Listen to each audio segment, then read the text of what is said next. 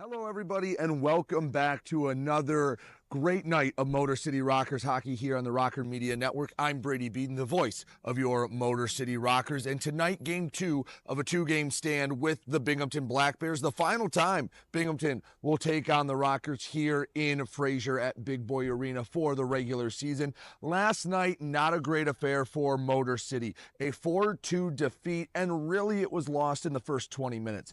Binghamton up 3-0 after a period, including a shorthanded goal, and you just can't spot a team like Binghamton 3 goals in the first period and expect to come out on top. Final 40 minutes, Rockers played a lot better. They actually outscored Binghamton 2-1 in that time, but came up short with a couple of goals, one from TJ Sneath, one from Jamison Milam, both on the power play. Few transactional notes from tonight. Cody Oakes, he left last night's game, questionable for tonight's game. He will be a game time decision on whether he will play or not. There is no Sam Gagnon again tonight. He is not here with the Rockers today, and there is no Nick McGill-Diaz. So those two guys are out of the lineup tonight.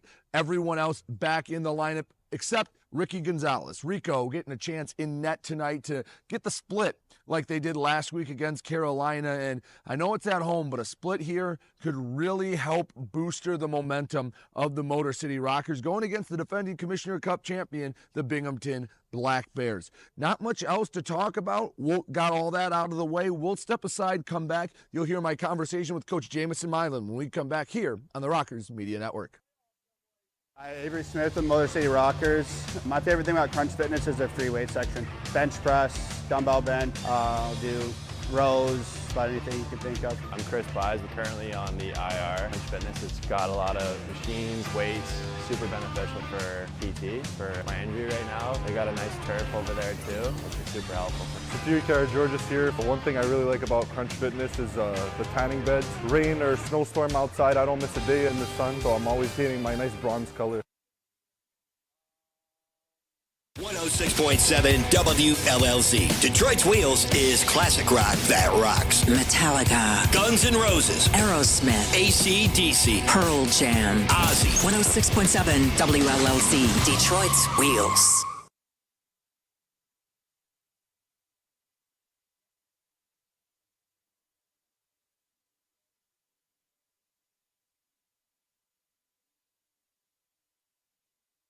Welcome back to the Rockers pregame show. I'm Brady Beaton, joined by head coach Jamison Milam. Coach, last night 4-2 loss to Binghamton. First 20 minutes, not very good. That's not what you want the team to look like. However, the positive spin is the last 40 minutes, I thought you guys were right there with them. Now, obviously, can't spot a team like Binghamton 3 goals and expect a good result. But overall, your thoughts on last night? Yeah, obviously we didn't start on time, and that's, playing one of the best teams in the league. Mm-hmm. It's a tough way to, you're kind of shooting yourself in the foot right away, and it's more than just trying to battle to get back into it, because anytime you push for offense, they're going to take advantage of any mistakes. So it's kind of a weird situation to be in where you feel like you got to force, but then you got to be tentative and make sure that you're not making any mistakes at the same time. So, and they played a good game all the way through, and I guess we beat them in the last 40 minutes, technically, on the scoreboard. So it just shows that we can hang. And, if we start on time, it'd be a different story. Maybe I think we want one of those goals back. It was kind of a missed assignment on the back check. And, one just kind of got through Babs there. And I'm sure he wants that one back. But, you can't say if or and or but. You just got to work with what you got. And today, hopefully, the boys will be ready to go right from the start. For a start, I always find it's something that maybe as a coach or even as a fan, you can overanalyze. Like, do I have to change something in the warm-up? Do we have to do something different in the locker room? From your perspective, I mean, you have the unique perspective of both playing and coaching this team. What is it about getting a good start? Can you tell in warm-ups, or is it just sometimes we'll find out when the puck drops? How do you know when your team's about to either have a good or maybe you're worried about the start? Well, as a player, you try not to let anything like that kind of dictate how you feel or what you're about to do out there. But there's definitely a feeling, in the locker room, and people start to. It's kind of a contagious thing. So if a guy starts the day off, feeling away and kind of brings that to the room, it can kind of spread. So definitely good or bad either way. So I don't know. I didn't notice anything specifically yesterday, but definitely at times throughout the season, you can tell like passes aren't crisp in warm up, or, got a lot of guys kind of sitting in their stalls, not being active enough. But it's not something you really want to bark at somebody about, because they know their bodies, and as a pro, you kind of got to do what you got to do to get ready. And some people it's less, some people it's more. So, a routine's a routine, and the more you try to take somebody out of their comfort zone, that kind of gets into their brain. So you kind of leave it alone until it's time to make changes. One spot I thought you guys excelled at was the penalty kill. Not one, but two, essentially. 2-minute 5-on-3s. You get the kill. What about that went well, and what's working for you on that end? Because Binghamton is one of the better power plays in the league, and you shut them down for the most part. Well, goaltending is a huge part of the penalty kill. Babs made some big saves, but we for the most part kept them to the outside. We knew they were trying to find that slot guy, and they didn't really have a lot of opportunities going in there. We had good sticks last night, and you could see on the, I watched the game, and we were in good motion, and we weren't getting ourselves out of position. It was kind of getting into a lane, getting back into a lane, and always having our sticks moving. So, we've been pretty good at it all year, I'd say, and our forwards are starting to learn, what situations they can go, and our D are being more tentative to blocking shots and getting bodies in front. So it's all part of just, putting the guys out there that want to do it, because it's definitely, you got to have some kind of chip on your shoulder when you're killing a penalty, because you're down a man and sometimes two. And last night the boys really stepped up, and then it just shows what kind of team we can have. The right people can be out there at the right time. We can get things done. Conversely, I thought after the shorthanded goal you gave up, the power play was pretty efficient, especially the second goal. I mean, the two power play goals you had, I think you were on the advantage for a combined about 35 seconds. It was really the first or second shot you took. I mean, you were involved with that on the ice.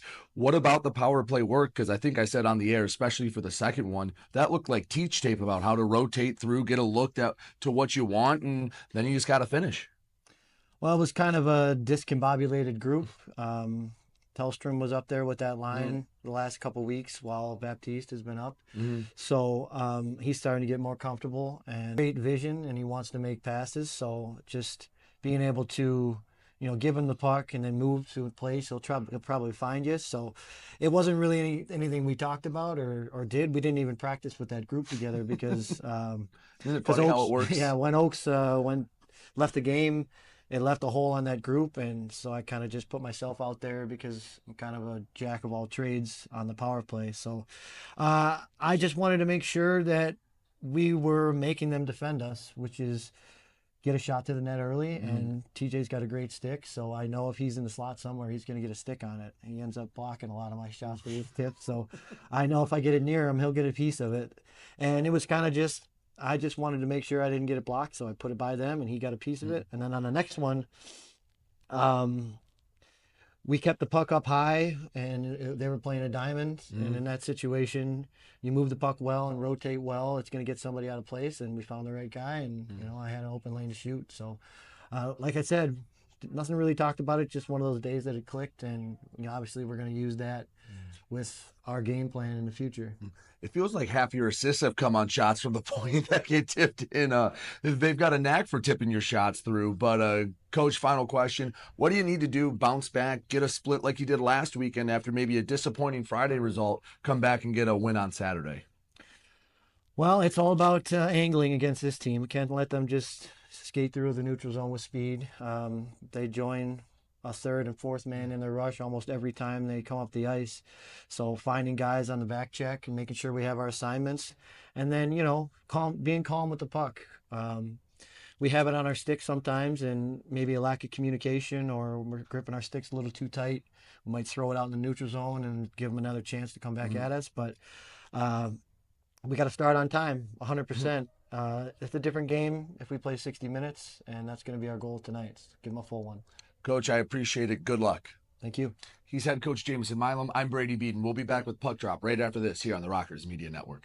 Hi, Avery Smith with Motor City Rockers. My favorite thing about Crunch Fitness is their free weight section. Bench press, dumbbell bench, I'll do rows, about anything you can think of. I'm Chris Buys. We're currently on the IR. Crunch Fitness, it's got a lot of machines, weights, super beneficial for PT, for my injury right now. They got a nice turf over there too, which is super helpful.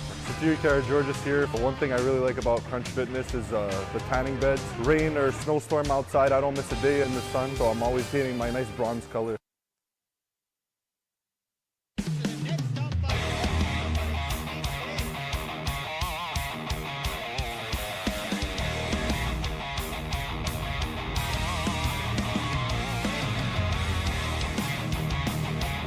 Up up front, shot scores! Number one, now shot scores! Here we go, Snitson, we got a full line roll! FPHL, full line roll! Hell yeah! 106.7 WLLZ. Detroit's Wheels is classic rock that rocks. Metallica, Guns N' Roses, Aerosmith, AC/DC, Pearl Jam. Ozzy. 106.7 WLLC, Detroit's Wheels.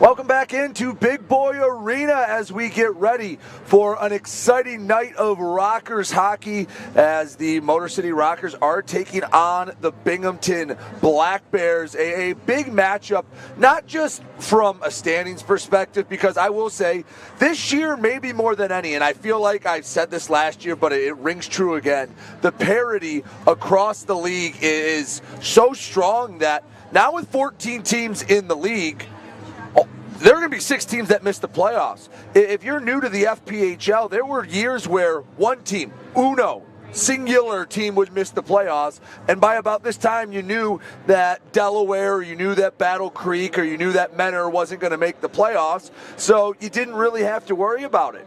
This is probably the first year in Fed history that a good team will not be playing in the playoffs. And that's a testament to where this league has come, and that's part of the reason why tonight's a big matchup, because the Rockers right now are in 5th place in the Empire Division standings. They are 5 points behind Danbury and 7 behind Port Huron. Port Huron's taking on the Dashers that haven't won since before Thanksgiving. That could be an issue. Take a quick look around the league, what's going on tonight. Carolina's at Columbus. Danbury's at Blue Ridge. The Hockey Club Venom is at Watertown. Port Huron is at Dasher Hockey Club. And Mississippi is at Monroe. And Carolina will play Athens tomorrow for those who are curious. We'll take one break, come back. We'll continue on with the pregame show right after this here on the Rockers Media Network.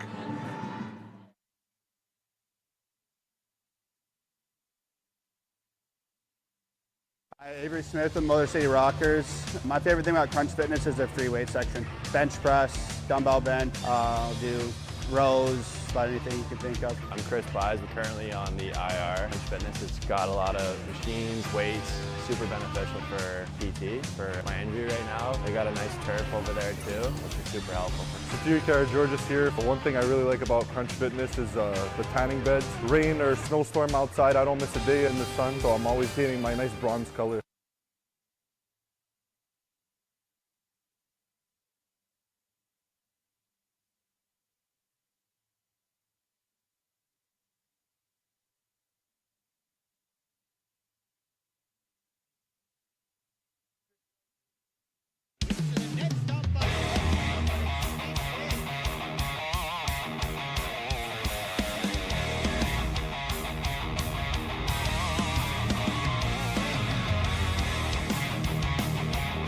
up in front, shot, scores! Number one, now shot, scores! Here we go, Snitson, we got a full line roll! FPHL, full line roll! Hell yeah! 106.7 WLLZ. Detroit's Wheels is classic rock that rocks. Metallica, Guns N' Roses, Aerosmith, AC/DC, Pearl Jam. Ozzy. 106.7 WLLZ, Detroit's Wheels. Back here at Big Boy Arena, and folks, let me tell you, the start to today has been way smoother than last night. It was one of those nights a night ago. Rockers lost to Binghamton 4-2. Hoping for better results tonight. Let's take a look at the starting lineups. First, for the Binghamton Black Bears, the leaders in the Empire Division. They come in 18-4, 1-3-1 on the season. In net, they make a change. Nolan Egbert is behind everyone in between the pipes for the Black Bears. On defense, you have Cameron Cervoni and Jesse Anderson, each of which lit the lamp a night ago. The forwards, Gavin Yates, Kyle Steppen, and C.J. Stubbs starting out for the Binghamton Black Bears. Let's go over to the Motor City Rockers, and we'll take a look at their starting lineup. In net, it's Rico Gonzalez, and the one thing I like about having Trevor Babin back, if you got two goalies, you can bounce off each other. Babin got the start last night, made 40-plus saves, and tonight you get Rico, who has been maybe as good as anyone in the Fed so far this season. On defense, Will Campbell, Josh Colton, the captain, and at forward, Tristan Wells, Avery Smith, and Adam Kuhn.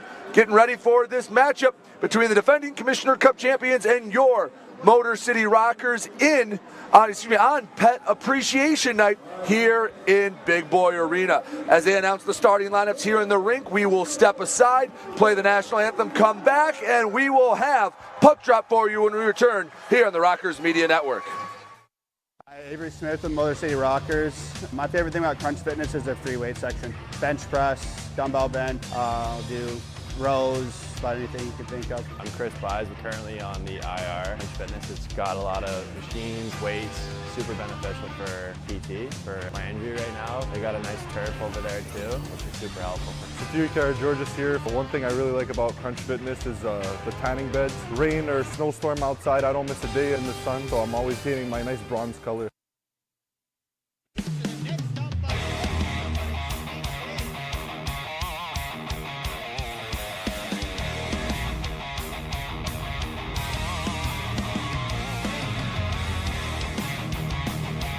Up in front, shot, scores!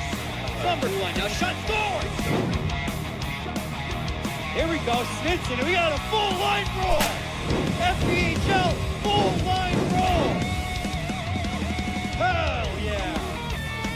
106.7 WLLZ. Detroit's Wheels is classic rock that rocks. Metallica, Guns N' Roses, Aerosmith, AC/DC, Pearl Jam. Ozzy. 106.7 WLLZ, Detroit's Wheels.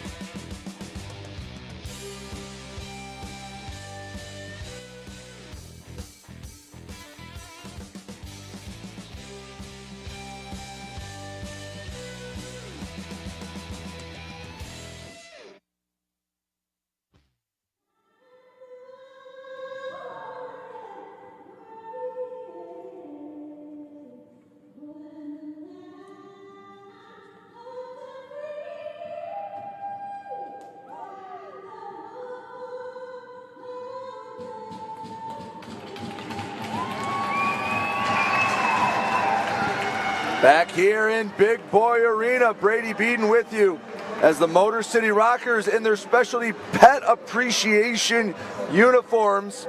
You wanted to bid on these uniforms, you can. Bidding will end in around the third period of tonight, so make sure you head to the Rockers website and they will get you a way to bid on these uniforms as the Rockers and the Black Bears getting ready to duke it out. One of only the 2 games that Binghamton will play here on Fraser Ice. The other one was last night.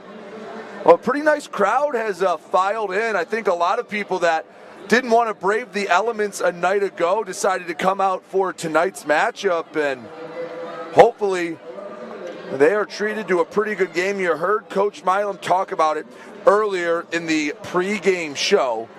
It's all about getting off to a quick start because the last 40 minutes, Rockers didn't play half bad with the Binghamton Black Bears. It's just you're never going to have success if you spot the top team in the league 3 goals.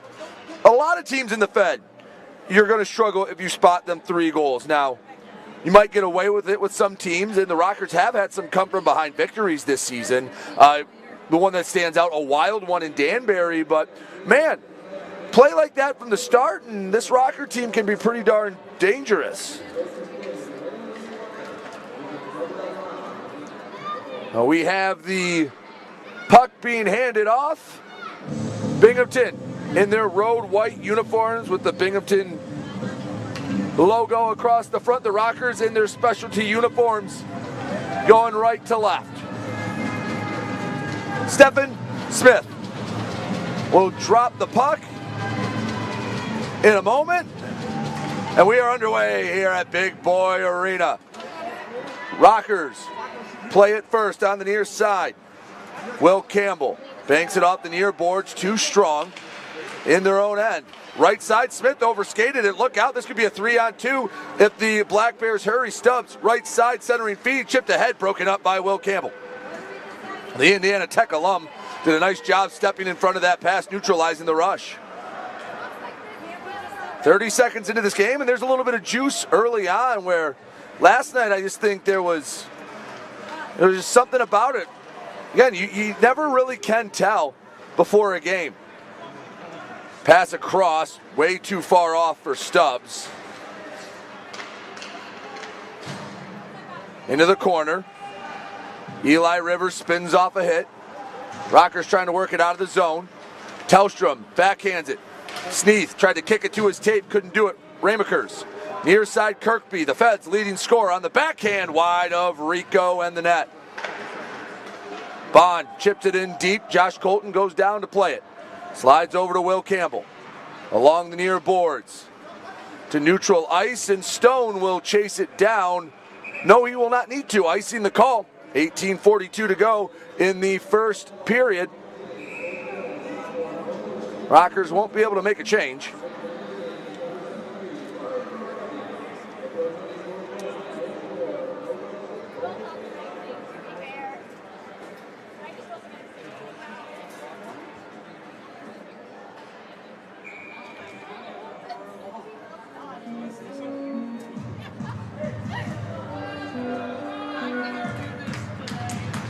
Puck will drop to the left of Gonzalez. They had to go fish Rivers out of the bench.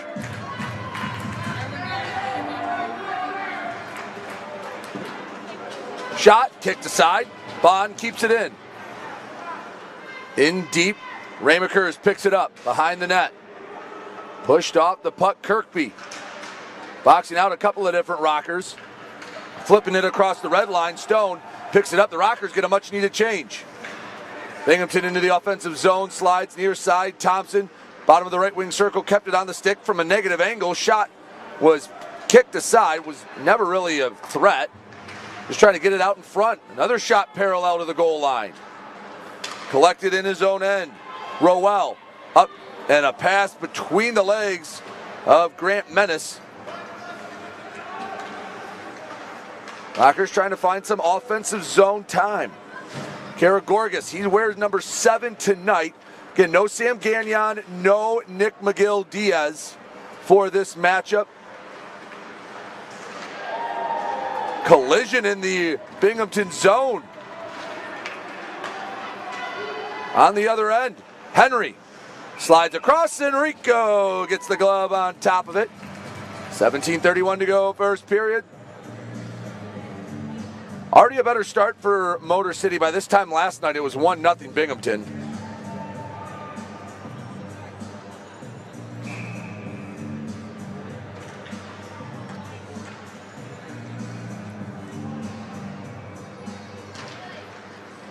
Binghamton off the draw, shot deflected wide. Sirota couldn't bring it in. Nice job pushing him off the puck. That was Tim Delaney.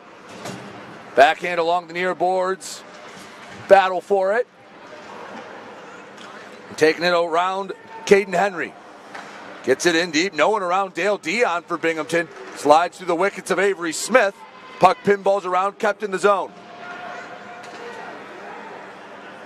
Binghamton, a lot of time on attack, but they haven't really had a quality opportunity here in the first few minutes. Any shot has kind of come from the perimeter. He's trying to muddy it up. It's been more quantity over quality early in this game. Puck poked away. Tellstrom races after it, but there were too many Black Bears around. Tellstrom, he's knocked off the puck. Dion threw his shoulder into Tellstrom. Feed up to Yates. On the near side, forced off the puck, and it's taken away by Motor City. Rink-wide feed. Tellstrom over center ice, horseshoes around the boards. Racing in TJ Sneath, trying to keep it in the Binghamton end. Behind the net, Tellstrom fighting for it. A couple of Black Bears, now 3, come to take the puck out of harm's way. Steffen, cross ice pass broken up. Jameson Milam was the one that got in the way. 16:09 to go, first period. Still scoreless. Both teams starting to settle in. Stubbs over center ice near side. Can't work around the defender. Poked away. Up to Grant Mentis. Couldn't settle the puck down. He'll chase in with Anderson. Trying to keep the puck deep in the zone. And we have a penalty coming up. And it looks like Stubbs is going to the box, and just 4 minutes and 10 seconds into this game, we are going on a Continental Electric Products power play. Continental Electric Products, proudly made in Michigan. They provide power solutions to industry. Continental, a premier partner of your Motor City Rockers.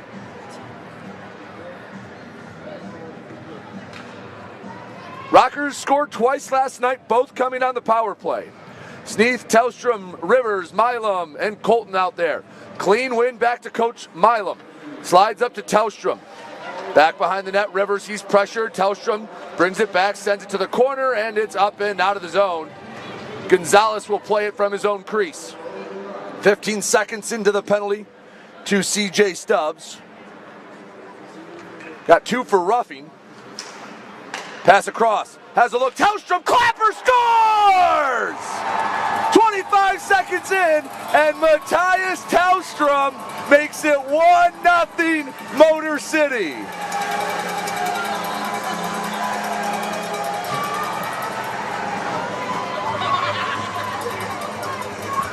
He had a clean look, and he unloaded. Let's take another look. Sometimes you don't need to overthink it. Tellstrom had a look, and he wound that baby up and beat Egbert. 1-0 Rockers.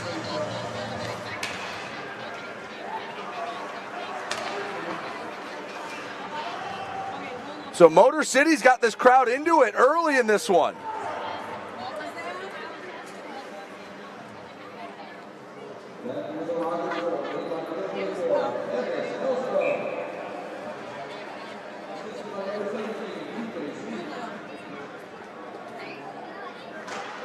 So since a 3-0 first period a night ago, Motor City has outscored Binghamton 3-1 in the 45 minutes since then. So Coach Milam got what he wanted. They started on time. Turned the keys, the engine revved right up. Dale Dion in his own end, passes it along, poked away. Tristan Wells got in the way. Poirier in his own end, banks it ahead. Off the mark, it was touch, no icing. Will Campbell skates to it. Kirkby to pressure, and Kirkby knocked it loose. Look out. Thompson, shot goes wide of the net, hit off the end boards. 14:38 to go in the first period. Shot from Binghamton denied by the left pad of Gonzalez. Grant Mentis racing over all three lines. He's pressured to the near boards. Behind the net, picked up by Avery Smith. Delaney, shot on net, knocked away. I think Cervoni got in the way of it before it made it to Egbert. Kyle Steffen races down the far side of the boards, and it's swiped away. Milam got his stick on it. Pass out in front, shot saved by Gonzalez. A second effort, a third, a fourth. Rico keeping the puck out of the net. And he'll put his glove over top of it. A round of applause for Rico Gonzalez. He has been sensational this season, and he's shown it off early in this one. 13:54 to go in the first period. 1-0 Motor City leads Binghamton. You're watching Motor City Rockers hockey.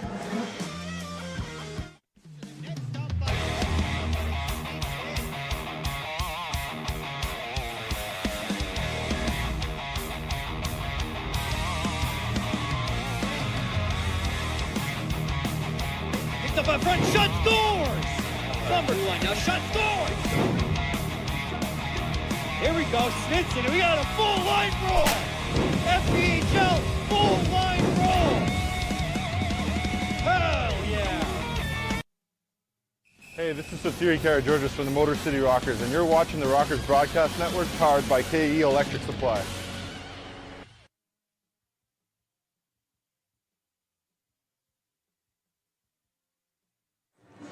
Back here at Big Boy Arena, and Rico Gonzalez, he has been elite. Look at this flurry of saves Rico makes. Just a mad scramble out in front. It was controlled chaos for Rico. And it's still 1-0 Motor City. The first 6 minutes of this game felt like a period and a half. Oh boy.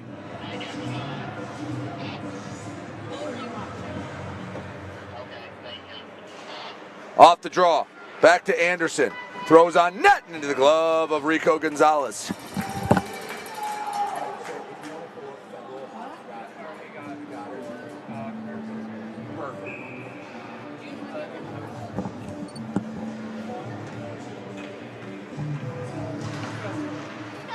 Draw on the Rockers' end. Shot high and wide. Anderson racing over to it. A nice job keeping it in the zone. Shot picked out of the air by Rico Gonzalez. Now, Rico is a very humble guy. You know, you talk to him, he's very soft-spoken. We know we aired the interview, the 5 in the box, that James Campbell did with him last night. I'm sure we'll air it again tonight. But a very soft-spoken guy. But one thing you've noticed in this last, call it 6 weeks for Rico, is it feels like a boast of confidence. You saw flashes last year, but this year he has truly developed into a dude between the pipes. On the near side, Sneath backhands it to the far boards. Picked up by Yates. Working on the boards, it's poked away. Sneath backhands, Tellstrom. He got the scoring started. He goes down to the ice. He used his rib cage to get it to the stick, but he turned it over. Milam in his own end. Cross ice pass. Tried to no-look it to Sneath, and it was broken up. Still in the Rockers' end. Sitting on the blue line. Yates couldn't keep it. Bears had to touch up just for a moment. Back to Bond. Walks up. Shot off the chest of Rico. Pulled up by Tellstrom. He'll flip it to the center ice logo, and the Rockers will get a couple players off. Kuhn pressures. Tellstrom on the far side. He's had a long shift. Right to the tape of Kuhn. Just a tad too tall for Avery Smith. That finds his tape. I don't know if he has the angle, but it at least makes it interesting. Sirota into the offensive zone. Shot way wide of the net. That'd hit the post of a soccer goal. Rico out of the crease, playing it a bit aggressively off the high glass. At the blue line, puck slides into the Binghamton end. Bond, rink wide feed. Controlled by Henry, back to Bond. 12:07 to go, first period. Motor City 1, Binghamton nothing. The power play goal by Matthias Tellstrom. Pass a bit off the mark. Grant Menace fighting for it. Sirota up the far side.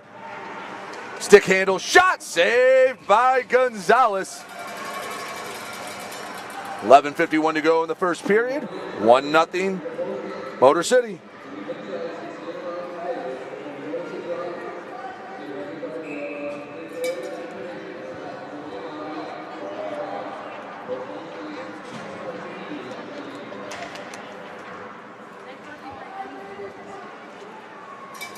Draw comes in the Rockers' end. Poke check by Gonzalez. Took that out of the danger zone. Turned over, Rockers working over the red line. Slide across, and Karagorgis was a little slow to get there. Ramakers drop pass, no one home. Oh, he was tied up on the far side.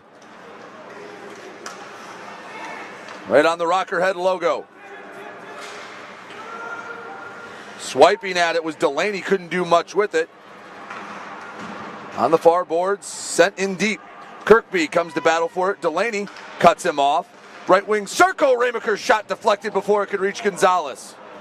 Ramaker is back to the point, Dion. Shot on net, saved, sitting right behind Gonzalez, and he'll reach out, cover it up with 11 minutes flat to go in the first period. 1-0 Motor City on top. So, due to the specialty jerseys, we did have a couple number changes. I did mention it at the beginning, but just so you're aware, sometimes when you have specialty jerseys, numbers change. Wearing number 7 tonight, Tiros Karagorgis, and wearing number 9 is Marquise Grant Mentis. Everyone else has their usual numbers. So, again, there's no Sam Gagnon, there's no Nick McGill-Diaz for the Rockers tonight.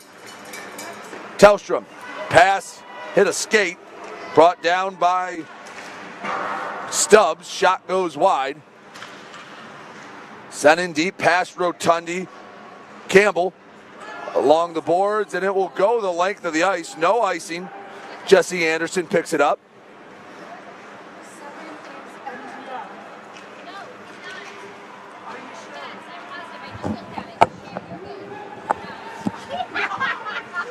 Pass out in front, deflected. Anderson keeps it in the zone. To the left wing circle. Steffen shot, save, rebound, off the shoulder. Delayed penalty coming to Motor City. And a chance for Binghamton to even this one up. TJ Sneath, the guilty party. He gets 2 for a hook. Well, Sneath in the box. One other note, how the Rockers may be a little short-handed. Cody Oakes left last night's game. He was questionable tonight, and I haven't seen 19 out there at all. I don't believe he's going tonight.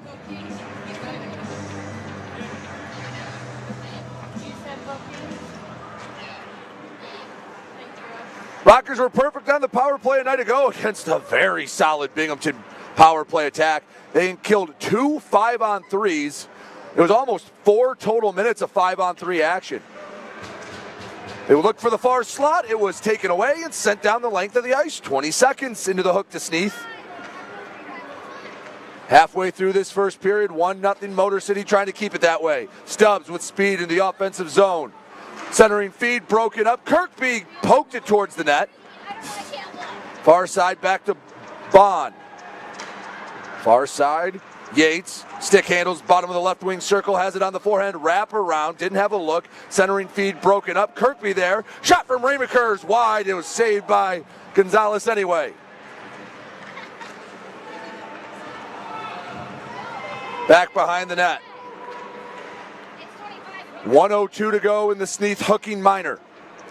Binghamton been much to the perimeter. They're trying to get it in, but Coach Milam said in the pregame interview they know where they want to go and they break it up. Tristan Wells did it right there. Steps in front of the pass and gets it up and out of the zone. Rockers will go for a change. 4 new skaters come on. Colton, Kuhn, alongside Campbell and Smith. 40 seconds to get off the scoreboard. Ramakers pass across, hops over the backhand of Kyle Steffen. Left wing circle. Works to the near side, and it was poked nearly out of the zone. Smith pressures, gets in the way of the pass. Pressures to the near side, 25 seconds left to go in the power play. Back to neutral ice. Black Bears have to touch up. Gavin Yates, he's been out there a while on the power play. Smith throws a body. At the blue line, Kuhn gets in the way. 10 seconds till Sneath is a free man. Tellstrom off the bench pokes it away. Back to Campbell. He will send it the length of the ice. Past Tellstrom, and the Rockers kill their first penalty of the night. TJ Sneath back out there, 5-a-side hockey. 8:05 to go, first period, 1-0. Motor City on top of Binghamton. Shot high and wide and all the way back into the Black Bear end. Over center ice, Steffen. Near side. Pass out in front, tip high over the net.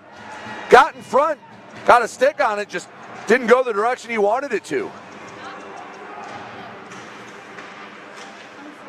Puck was loose in the low slot. Rockers slide it down the length of the ice. It was waved off. Egbert comes out of the crease to play it. We've gone a while without a whistle. It's been almost 3 straight minutes of hockey action. I'm not complaining. I like the up and down style. Near side, Karagorgis. Back up, Rotundi. Gets it in low. Pass out. Swing and a miss from Karagorgis. Give an assist on that defense to Christopher Mott. Shot paddled away by Gonzalez. He got in the way of Karagorgis' shot. Mott did a good job getting it up and out of the zone. Rink-wide feed, kicked away. Karagorgis, he brings it into the Black Bear end, slides Grant Mentis, shot broken up. That time it was Poirier. Rockers not doing too shabby, 5-on-5. And they got heavily outshot in the first period a night ago. Not to reiterate the cliche, but they started on time tonight. They have carried over the effort from the final 40 minutes to the start tonight. Mott on the half-wall pass, got by Milam. He's able to take it back. Bank pass broken up. Henry got in the way. Between the circles, swing and a miss from Bond. 6:15 to go, first period. Still 0-0 hockey game. Bond shot, kicked away by Gonzalez. Black Bear goes down. Binghamton wanted a penalty. They don't get it. Avery Smith nearly worked their way for a breakaway. He went down, no arm went up. Shot, didn't make it to Egbert. Tyson Kirkby, 1-on-3, takes it into the Rocker end, slides for Bond to the middle, and it's past the stick of Ramakers. We have gone 4.5 minutes without a whistle. I just said that. Been a quick moving first period. Motor City leads it 1-0. Two good hockey teams battling it out. Hope you're enjoying the first 15 minutes or so as much as I am. Kirkby had it knocked away. Rivers chases after it along the Binghamton bench. Slides into the zone to my right. Pass out in front, tip saved by Gonzalez. Went post to post, no problem. Still 1-0 Motor City here in the first period. Thompson spins around, has it in the corner. Takes his time to the near point, Cervoni. Walks up, shot wide of the net. From a negative angle, hit the side of the net. Bottom of the left wing circle, shot saved by Gonzalez, and a much needed whistle. 4:49 to go in the first period, 1-0, Motor City on top. You're watching Motor City Rockers hockey. Hi, Avery Smith with Motor City Rockers. My favorite thing about Crunch Fitness is their free weight section. Bench press, dumbbell bench, I'll do rows, about anything you can think of. I'm Chris Buys. We're currently on the IR. Crunch Fitness, it's got a lot of machines, weights, super beneficial for PT, for my injury right now. They got a nice turf over there too, which is super helpful. Security Georges here. But one thing I really like about Crunch Fitness is the tanning beds. Rain or snowstorm outside, I don't miss a day in the sun, so I'm always getting my nice bronze color. Hey, this is Josh Cullen from the Motor City Rockers, and you're watching the Rockers Broadcast Network powered by KE Electric Supply.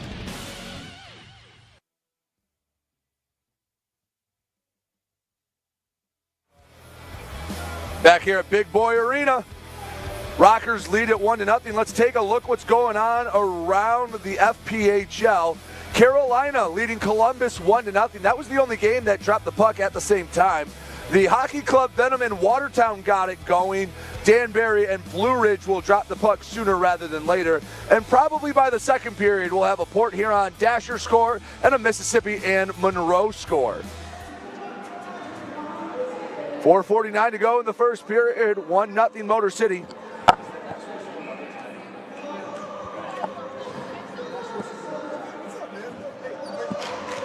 Off the draw to the near side. Kept in deep. Stubbs, pass broken up. Motor City doing a really nice job clogging up the middle, keeping Binghamton to the perimeter. Rotundi in their own end. Bank pass really to no one in particular. Anderson, the recipient for Binghamton. In front of the Rocker bench, knocked away. Colton into the offensive zone. The captain takes it in deep. Drop pass for Rivers, didn't find a home. Shot from Tellstrom deflected to neutral ice. Rotundi, he's racing with Yates. Able to backhand it off the linesman. It sits on the Rocker blue line. Sneath collects, gives back to Colton. Pass broken up. Steffen shot wide of the net. 4 minutes to go, first period. Matthias Tellstrom on the power play, the difference. Another shot wide of the net. Still in the Rockers zone. Yates at the half wall. He went down. Steffen in the corner. He's pressured by Rivers. Centering feed. Rolls on its side all the way to the red line. And the Black Bears reset.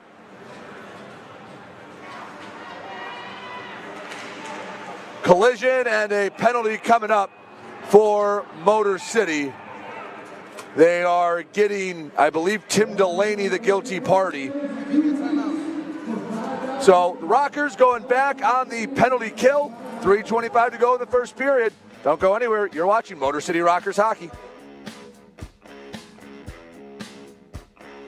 106.7 WLLZ. Detroit's Wheels is classic rock that rocks. Metallica, Guns N' Roses, Aerosmith, AC/DC, Pearl Jam. Ozzy. 106.7 WLLZ. Detroit's Wheels.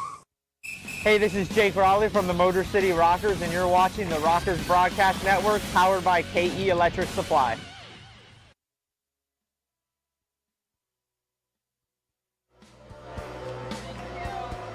Two minutes on the board for the Motor City Rockers. Tim Delaney goes to the box. He gets 2 for tripping.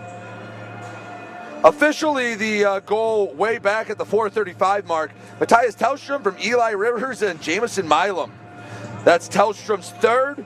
Milam picks up his 11th assist. And Eli Rivers with a team-high 14 assists. 28 points, paces the Rockers. Motor City already killed 1 penalty today. Trying to make it 2.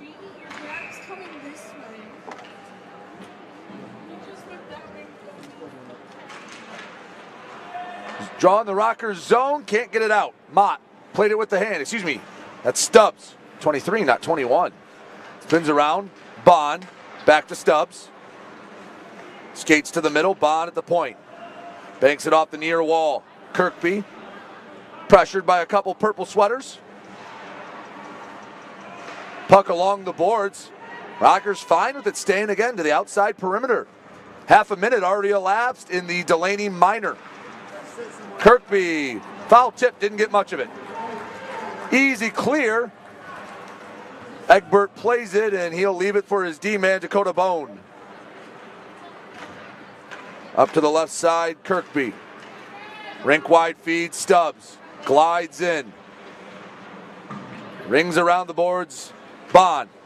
Back in deep. Stubbs has it on the far hash marks. 1 minute left to go in the Delaney minor. Kirkby shot from between the circles, broken up.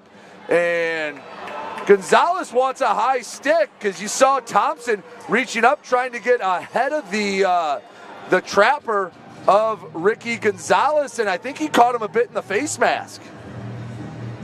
Now, I don't think that necessitates a penalty, but I can understand why Gonzalez would be a little upset. Take a quick look here. Gonzalez tracking this one all the way in. He's calling everyone off, and there you see the stick come down. And that's what Jamison Milam is talking to one of the officials about right now. Trying to get Jonathan Paradise he's politicking for the call, and Milam, who's more on the easygoing end than not, was a little upset. Even Rico's giving him a little bit of a lecture. It seems fairly cordial, but an extended conversation. Off the draw. Back to Ramakers. Stone. Back to Ramakers. Walks up. In close. Knocked loose. Coming up Rivers. He couldn't get anything to clear it. Steffen. Near point. Slides it down low. Anderson.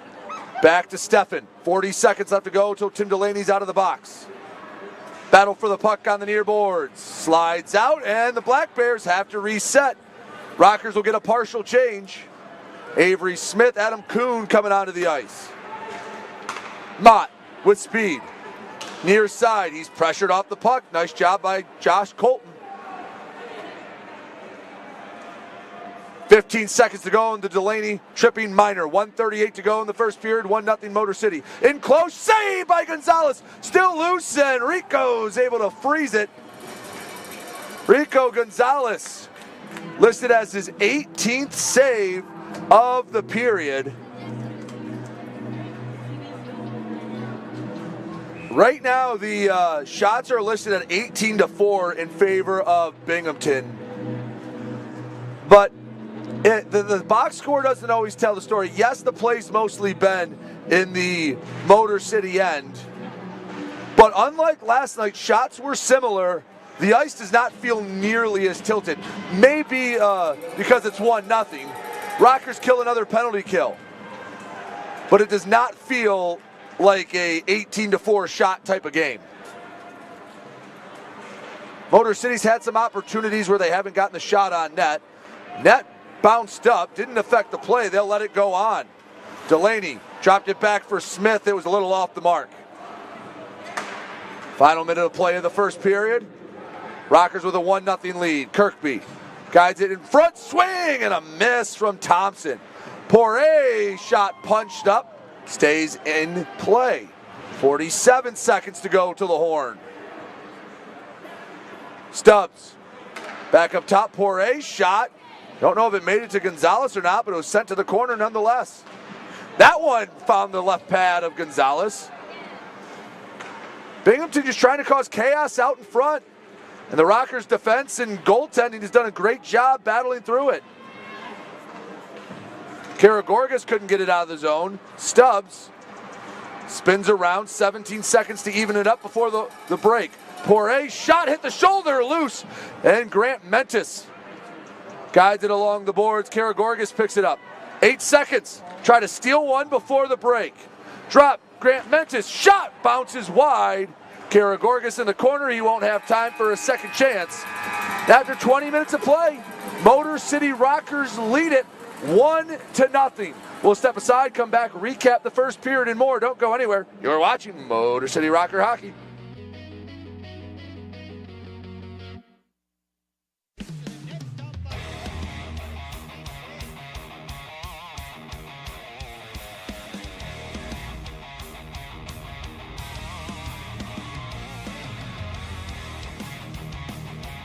Up in front, shot, scores! Summers line now, shot, scores! Here we go, Snitson, and we got a full line roll! FPHL, full line roll! Hell yeah! Back here, first intermission. Motor City Rockers lead at 1-0 over the Empire Division leading Binghamton Black Bears. Rockers have, if you just looked at the stat sheet, just looking at the stat sheet, it looks like a nearly identical first period. However, last night it was 3-0 Binghamton. Tonight it's 1-0 Motor City. I will tell you, if you are at the rink, it does not feel like the same first period. And again, part of that is, yes, a 4-goal swing. However, there was, 18 odd shots, the official shot totals and all stats this season brought to you by PSN Technologies. but the stats right now, Binghamton did heavily outshoot Motor City, but they weren't a lot of high-quality shots. There was the one flurry that Rico stood on his head, officially 22-4. But I would bet if you went through and analyzed all of those 22 shots, 12 to 15 of them probably weren't that high of a degree of difficulty to make the save. Motor City, they didn't count the shots. They made the shots count. They have the lone goal. Matthias Tellstrom put it past Egbert on the power play, just 4:35 into the period. You got the assist from Rivers and Milam, and that's where we stand. 1-0 after a period of play. We'll step aside, let some youth take the ice here at Big Boy Arena. Rockers lead at 1-0. We'll be back with more here on the Rockers Media Network.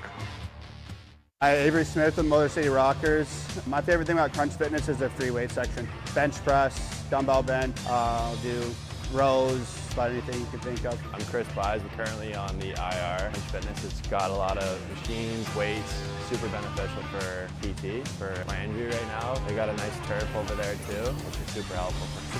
George's here. But one thing I really like about Crunch Fitness is the tanning beds. Rain or snowstorm outside, I don't miss a day in the sun, so I'm always getting my nice bronze color. 106.7 WLLZ. Detroit's Wheels is classic rock that rocks. Metallica, Guns N' Roses, Aerosmith, AC/DC, Pearl Jam. Ozzy. 106.7 WLLZ. Detroit's Wheels.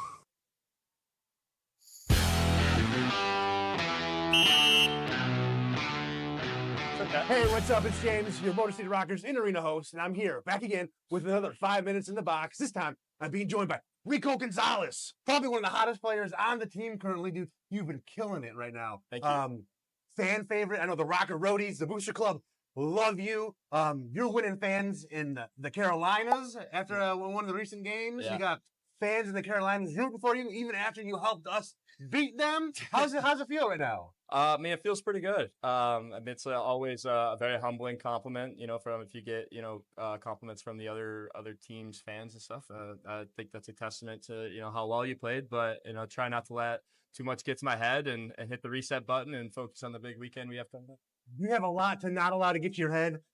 2 shutouts within like the last month or so. Congratulations. I know talking to Brady from the broadcast team, like that's a huge achievement. Past seasons, I think there's maybe like 1 or 2 a season. You had 2 like within like 5-6 games. Yeah. So that's fantastic, man. You've been playing very well. I know the team and the fans are very lucky to have you on board and playing for us as opposed to the competition. Yeah. So hockey stuff aside, can you tell me a little bit about your journey, like to go from? I know you're a Michigan guy. I think you grew up in Davison. How did you go, from growing up in Davison to now being, a minor league pro hockey goalie? Yeah. Okay. Well, like funny story of how I started. I remember I was young, probably 9 years old. I was hanging out with a buddy of mine, and his dad came down. We were just playing video games in his basement, and he's like, I have to take my son to learn to skate. You're free to stay here, or you can come with, tag along, check it out, whatever you want to do. And I was pretty curious, and I didn't want to stay there by myself, so I tagged along, and I went there, watched him learn to skate. It looked like the most fun I've ever seen, and I went back home to my parents that night and told them, like, begged them to get me signed up to the next whatever that was. Yeah. So they did that, and I got on the ice, man, and it was game over ever since. I fell in love with the game right then and there. Very cool. What possessed you to want to be the guy that takes 50 shots of a big rubber puck every night? Like, what made you decide to go with the goal? Well, probably the gear. I remember on my first house team, I was pretty good friends with the goalie, and I think if I was able to get along with the goalie pretty well, then we were probably a lot alike, and I was probably destined to be a goalie in that case. But I loved the gear that he wore. I thought it was the coolest thing. But the first game I ever played goalie, I actually put my pads on the wrong legs. Oh, really? So, yeah, it was learning experience. Yeah, well, it's all been up from there. Yeah. So outside of hockey, what are some of your interests? What do you do, when you're not, between the pipes? What are you doing, in your spare time? I like to take it easy. I'm a really pretty laid back guy. I'm more, I like to be outside. I mean, obviously it's really cold right now. The only thing I could do outside right now is probably some ice fishing or something like that, or sledding. You're never too old to go sledding. Sledding. One of the sled races are one of the coolest things that we do during intermissions when you guys are playing here at Big Boy Arena. We get some fans from the crowd to get them on some sleds and make them race around the arena. So sledding's fun. So ice fishing. What's the biggest? Come on, what's your biggest fish story for us? Biggest fish story. Well, it's actually probably more so in the summertime. I was just doing some trolling fishing with my grandfather at the Holloway Reservoir. And just I reeled in probably like the largest pike I've probably ever caught. Nice. Okay. I don't remember the exact measurements, but show us. It was probably about that big. Yeah. That big. Yeah, okay. and I was a young kid, so obviously the fish felt like probably it was like a giant. yeah, absolutely. Summertime is more so my lane. I like to be outside, like I said, and fishing. In the summertime, gardening takes up a lot of my Wow. Yeah, okay. So, that's actually very interesting. I never would put like a hockey player and gardening together, but I've been recently getting into gardening as well. Yeah. Mine's more of a medicinal plant that you grow. Yeah. Maybe some vegetables here or there, but what kind of stuff do you grow? All sorts of things. I like the tending and caring the plants. I feel like goaltending is such a stressful position, throughout the course of a season, and sometimes it's nice to just completely detach yourself and just go outside, be a part of nature and just try to give life and nurture the life. It's just it's very peaceful. You're a flower guy, I can tell. You like growing flowers. What's your favorite flower to grow? Ooh. I think just sunflowers are very majestic. So they're beautiful, very rewarding. But yeah, I totally understand like that rewarding feeling. Like you can see the differences that you're doing with the plants or the sunflower, and you can see it reacting in positive or negative ways. Exactly. And, like what to do to nurture it. Yep. And, all right, man. Well, outdoorsman, a gardener, a professional hockey goalie. Is there anything else that you do or you like to pursue? I'm very interested in the sciences and stuff. That's what I went to school for. Okay. And just basically the study of cells, the study of the building blocks of life. I feel like it's a fascinating universe that we take for granted. It's all around us everywhere. It sounds like the making of like a superhero. Like you're like one freak guarding accident away from becoming some like sort of like superhero like goalie. Oh yeah, I think you've seen too many Marvel movies. Well, yeah, that's true. I do watch a lot of the Marvel movies. So, but Rico, thanks so much for joining us and taking the time to sit with us. Congratulations on all the success you're finding this season. I hope we continue with it through the remainder of the season. We still got half a season to go. Yep. Is there anything else you want to say? Anybody you want to say hi to or anything like that? No, just I guess I'll say hi to my parents. And I just wanted to thank my teammates and the fans here at Motor City for always being in my corner and lifting me up and having my back. Awesome. Makes playing here a hell of a lot easier, and I've very much enjoyed my time here. Awesome. Rico Gonzalez, we're gonna send it back over to the broadcast studio over powered by KE Electric Supply.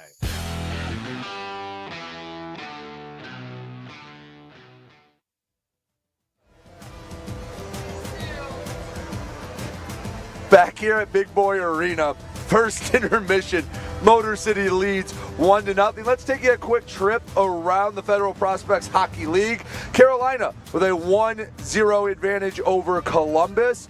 Danbury and Blue Ridge have a score. Danbury dropped one last night. Blue Ridge off to the early lead in Virginia, 1-0. The Venom get off to an early 1-0 lead over Watertown. Mississippi and Monroe, that one probably just getting started here in a little bit. And the Port Huron Prowlers out in the land of Lincoln in Danville, Illinois. They will drop the puck against the Dasher Hockey Club at 8:05. We've had a good one here at Big Boy Arena so far. They have the Black Bears outshot Motor City 22-4. But folks, I'm telling you, last night the shots were not pretty as well. In fact, last night Motor City was outshot in the first period by a total of 18-5. And I'm telling you this, that 18-5 felt a lot worse than this 22-4. Now, I will admit, again, the score being 1-0 Motor City, hey, sometimes you have a period and you get done and you go, how on earth do we have the lead right now? Listen, Binghamton controlled the play. They had more time on attack, absolutely, but Binghamton didn't have a ton of quality opportunities, and the ones they did have, Rico Gonzalez absolutely shut them down, and a power play goal from Matthias Tellstrom. The difference right now, Zamboni and the Fanboni going around the ice. We'll step aside. We'll come back. We'll have the second period in a bit. You're watching Motor City Rockers Hockey. 106.7 WLLZ. Detroit's Wheels is classic rock that rocks. Metallica, Guns N' Roses, Aerosmith, AC/DC, Pearl Jam, Ozzy. 106.7 WLLZ, Detroit's Wheels.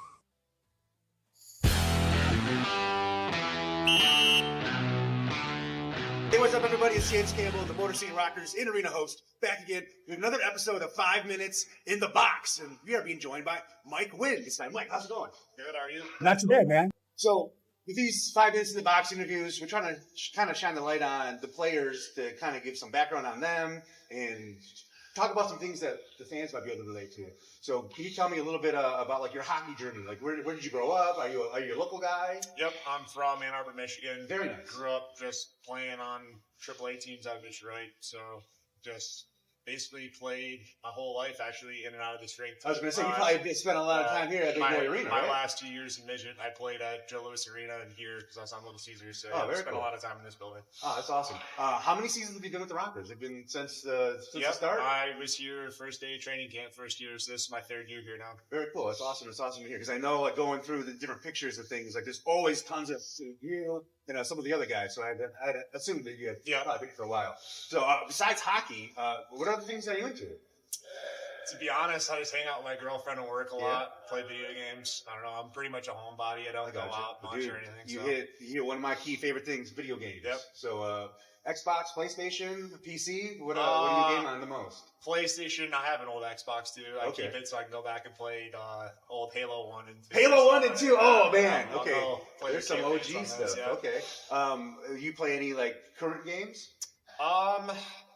You taking JMO on in like Rocket League? I know he's a big Rocket League guy. I'm not a big Rocket League guy. No. I like fighting games. Like I'll play Mortal Kombat. I'll go through the catalog, and then I'll play the Call of Duties and stuff too. That's cool. That's cool. Yeah, those are like the classic. Like, it's everybody plays Call of Duty. Yeah, yeah. So fighting games. I have to ask: are you into like Smash Bros?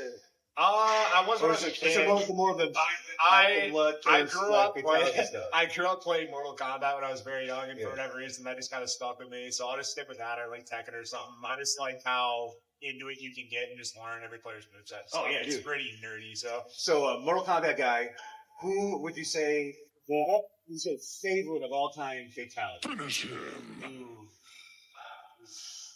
Honestly, the first one I can really remember was when I played on an old Sega. Okay. And I remember I did it on accident. I hit the Sub-Zero where he uppercuts him and then head cuts off with his spine. Oh yeah, he grabs the hand and like rips it. Okay. I was like getting some classic Sub-Zero. Yeah, I was like 8 when I did that, so I thought that was the coolest thing in the world. So Dude, the original Mortal Kombat was like mind blowing, especially for a child. I think I might have been a little bit older than 8 when I got my hands on it. Like putting lungs and then finally doing it and then realizing how hard it was. Like, it was such a hard game for a kid. So you'd always set up 2 players. And then for me, because I suck at fighting games, so set up 2 players, just beat the crap out of the other guy just so you could do the fatality. Yep, pretty much. Very cool. Job. What do you do for a job other than besides playing hockey? To be honest, I do a lot of handyman work. So in the summertime, I'll do a lot of painting. I'll do a lot of landscaping mostly. Wintertime, I end up going in and doing a lot of still interior painting, but more drywall work, flooring, stuff like that. Just cool. It's like a tradesman, like trade stuff. That's cool. That's cool. That's one thing I wish I would have learned. I spent a lot of time in school. I wish I would have learned like a trade, like something like. I did the opposite. I did not spend a lot of time in school and instead I went to work. So. Gotcha. So being with the team so many seasons, going from teammates with JMO, what's it like playing with JMO now as the coach? It's been a pretty smooth transition, honestly. I mean, he always had a lot of input since he's been here, in my opinion. He's played pro hockey forever. He's played in a bunch of leagues. So I respected his opinion, kind of wanted to hear his opinion. But to be honest, I think everything's running a lot smoother now since he's become a coach. I think everyone's bought into him. Everyone believes in him, and it's our coach. So everyone respects him a ton. So I think, honestly, since the season has started, this is the best it's been running. Perfect. So he's done a great job. I'd say, like, from like a fan's perspective, that's also within the organization, like, I'd say since he's taken over, like just seeing you guys on the ice, you seem to be playing much stronger, much better. You know, sometimes the outcome hasn't always been, you know, what we wanted, but I would say too, from like the fans' perspective, it seems like you guys have been playing like much better hockey since he's gotten in the coaching reins. Anything else you want to add? Anything you want to say? You want to say hi to anybody? Hi Risa, hi Mom, hi Dad, hi Kelly, just my family. Yep. Very cool, very cool. Well, hey man, thank you so much for taking the time to sit down and chat video games with me. Finally, somebody to talk video games with. There we go. But I appreciate it, and dude, good luck with the rest of the season. All right, thank you.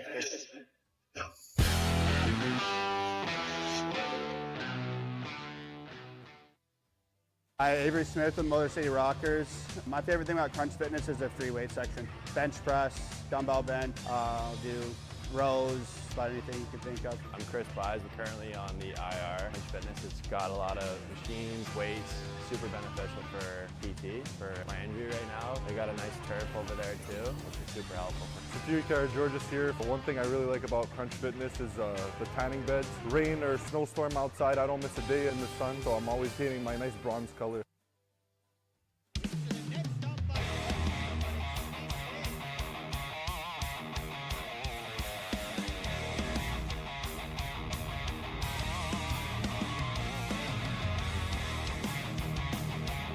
Up front, shot scores!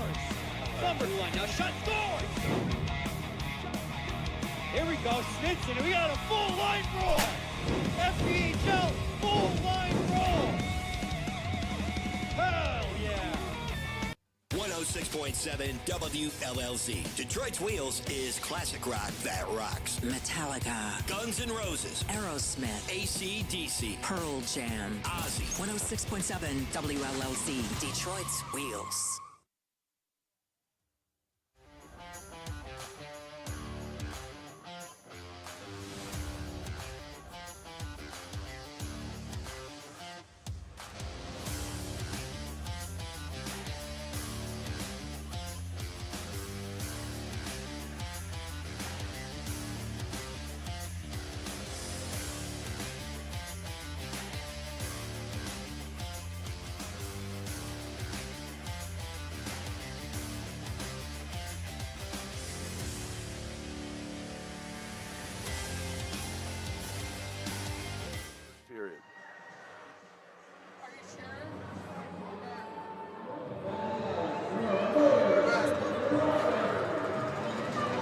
Back here at Big Boy Arena, 1-0.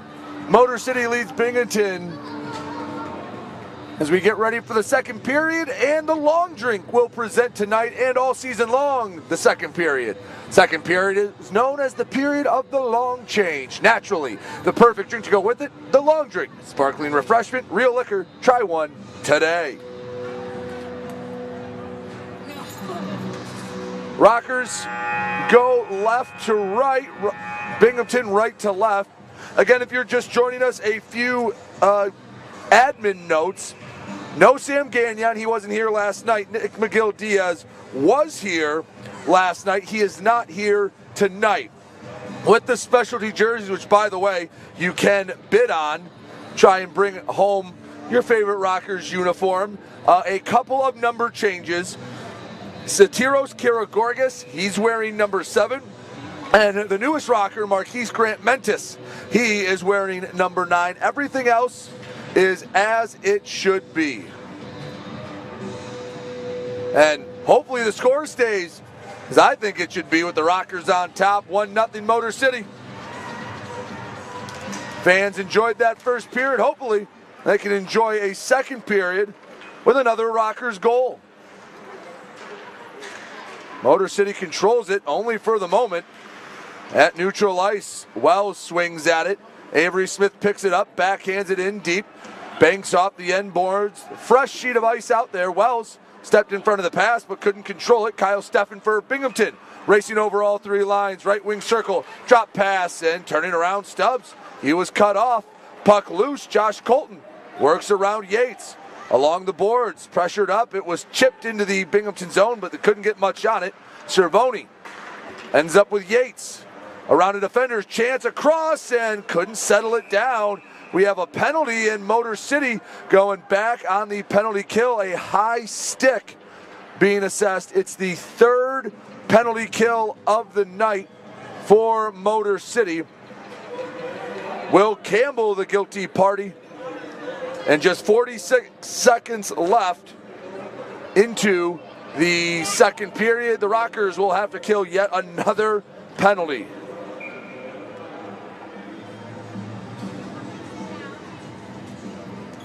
Rockers are perfect on the weekend, but you don't want to give the Black Bears chance after chance after chance.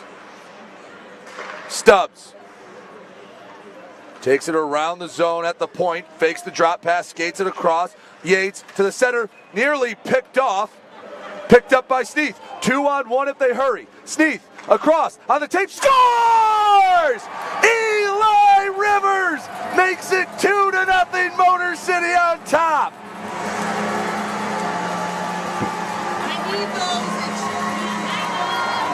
So Rivers gets the goal from the feed from TJ Sneath. And Motor City leads it 2-0.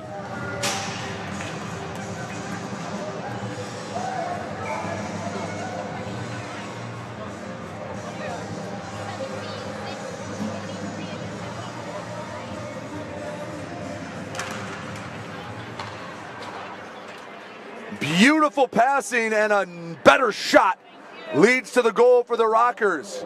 And they have the 2-0 advantage.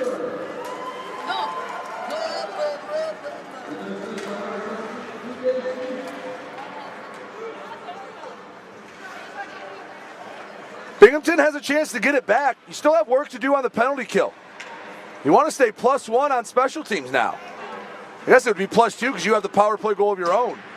Rockers have scored 4 times here this week, and none have been 5-on-5. Rotundi in the corner. Sends it along the boards. It's cut off by Steffen. Down the length of the ice. Egbert has to make a save. It was about a 150-foot shot, but a shot all the same. 2-0 Motor City. Eli Rivers got it going. Start the second period. Puck poked away. Rockers playing with a little bit of mojo. Look out. Rivers again. Flowing down the ice. Eli. Backhand denied by Egbert. Nearly went 2 shorthanded goals in the same penalty kill. In close. And the answer from Tyson Kirkby to make it 2-1. Binghamton gets the goal back.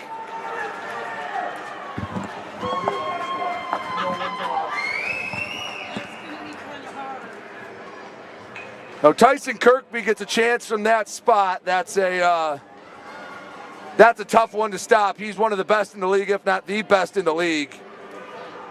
Gonzalez had 95% of the net blocked off. Kirkby makes it 2-1.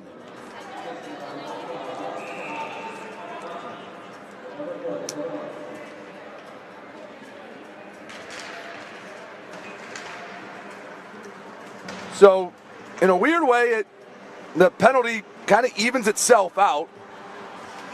And we're right back where we started before the power play.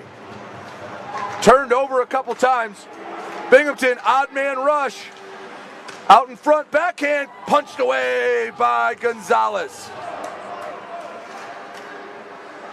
Sirota, far side. Poirier, shot was deflected into the netting.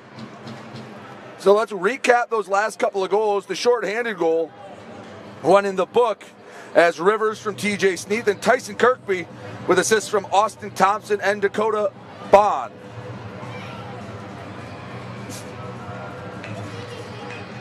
.17:04 to go in the second period. 2-1 Rockers. Pass out in front. Quick save by Gonzalez. Yates had a quick look at it. Smith in his own end. Pass deflected. Luckily it went to the stick of a purple jersey. Binghamton dumps it in deep once again. Josh Colton. Couldn't get it around the boards. Stubbs cut it off. Still in the Rockers zone. Smith stick handles itself. Can't get it past the blue line. Binghamton keeps it in once again. Kuhn into neutral ice. Wells chips. Here's the chase. 6'6" Tristan Wells got in the way. Shot from a shallow angle. Smith. I didn't even think he had really much of a chance, but he made Egbert make a fairly tough save. Here's Rivers again with speed. Bottom of the circle looking for the wraparound, traps it off, and the net comes off. A collision. And I believe we're getting a penalty. We are getting an interference call on Kyle Steffen. And we're going back to the Continental Electric Products power play. Continental Electric Products, proudly made in Michigan. They provide power solutions to industry. Continental is a premier partner for the Motor City Rockers. You know, the two goals happening so quick, didn't have time to tell you that the Rockers did get an insurance goal. They're looking for another. So if the Rockers get another goal, they'll have some insurance to protect their lead, just like Ronald Schocker at Farm Bureau Insurance will protect your needs. For all your insurance needs, protect your home, family, and valuables, contact the Ronald Schocker Agency at Farm Bureau. Colton skates it into the zone. From the far point, setting up the power play. Anderson guides it along the boards. Jamison Milam steps up. Far side Colton. The captain walks up, shot, lifted up, hits the high glass, but stays in play. Shot, rebound, back, one-timer into the belly of Egbert. Tellstrom was looking for number 2 on the night. Instead, Egbert gets in the way. 15:27 to go in the second period, 2-1. Motor City on top of Binghamton.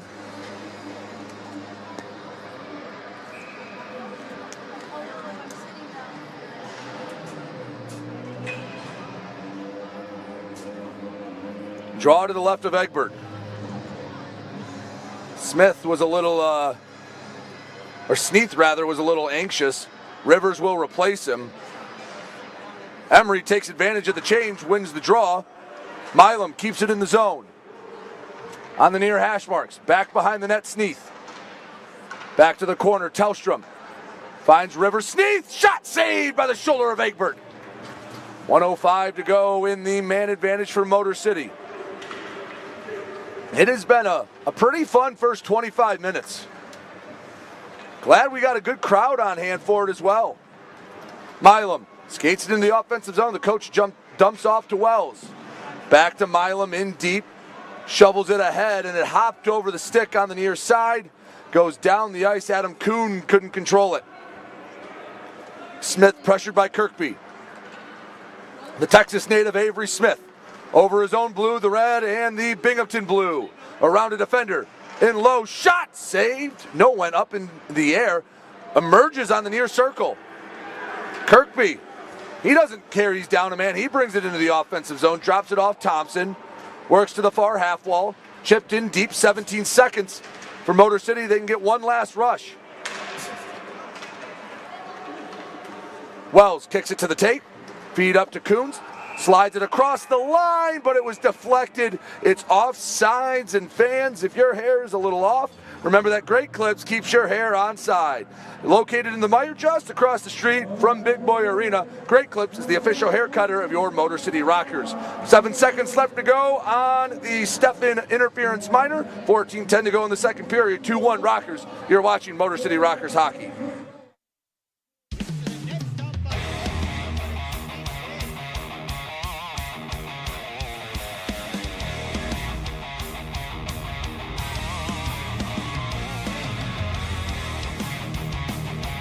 Up in front, shot, scores!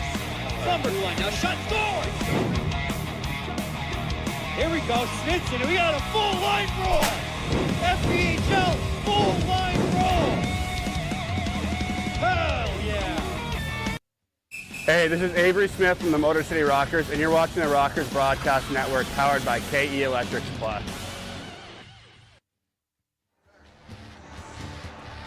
14:10 to go, second period. 2-1 Motor City on top of Binghamton. Rockers have actually outshot their first period total, they have 5. Binghamton only with 2 in the second period. Funny how that works out. Binghamton 22 shots in the first period, no goals. 2 shots here in the second, and they have one. 2-1 Rockers on top. Neutral ice draw. Karagorgis just a bit antsy. He gets the boot.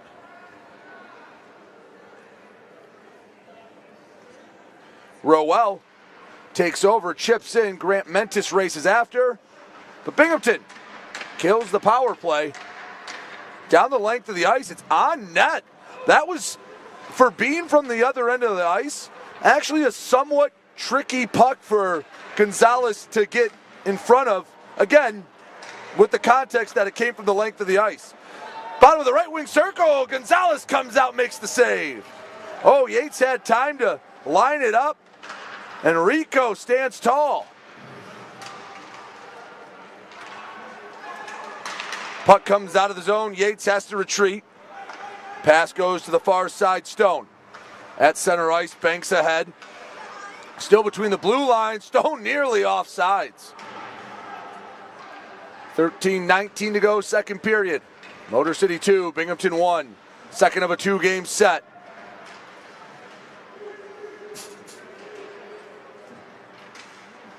At the blue line, Poirier.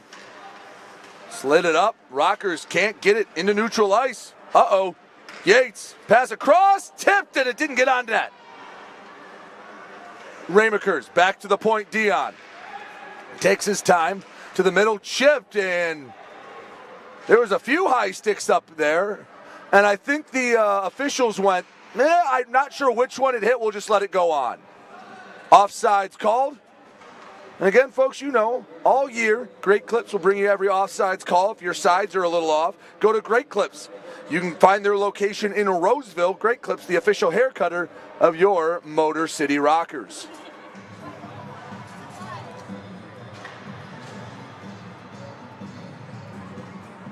Sneath out there with Tellstrom and Rivers. Off the draw, Rivers brings it in.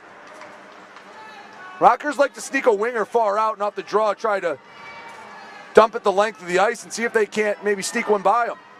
Rivers backhand. If that got more towards the Binghamton end, Rivers had some forward momentum going, but a bit off the mark. Sneath takes it into the offensive zone. Left wing circle, protecting the puck. He goes down. Rockers looking for an arm to go up. They'll keep looking and waiting. Sneath slow to get up. Puck knocked behind. Tellstrom picks it up, and Sneath, that's the last thing the Rockers need is another man down.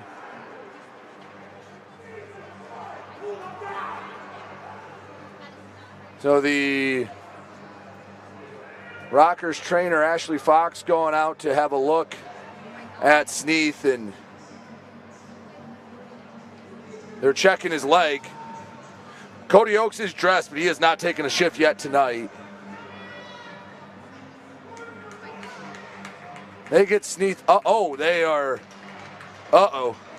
He is putting zero pressure on that leg. That's not good.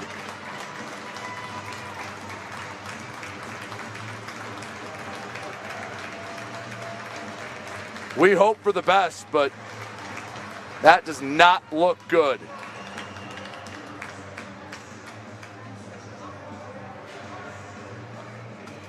Gagnon not here tonight, neither is Nick McGill-Diaz. Cody Oakes was questionable to start the night, and now TJ Sneath going back to the locker room. Who? 12:06 to go, second period.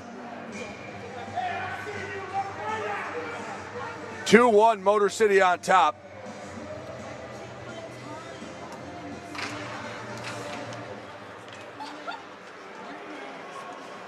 Ramakers has it behind the net. In the corner. Rink wide feed, shot, punched away by Gonzalez. Rebound, shot, nearly clipped the chin of Kirkby. He's trying to get in the way out in front, and he actually had to dodge the frozen biscuit. Anderson skates around. Dumps in deep. Thompson battling for it. Pass out in front. It was deflected off the pad of Gonzalez. Again, Black Bears staying mostly on the perimeter. That's by design for the Rockers. Motor City into the offensive zone. Shot up and deflected into the netting. We'll get a whistle and a draw. 11:19 to go, second period. 2-1. Motor City on top.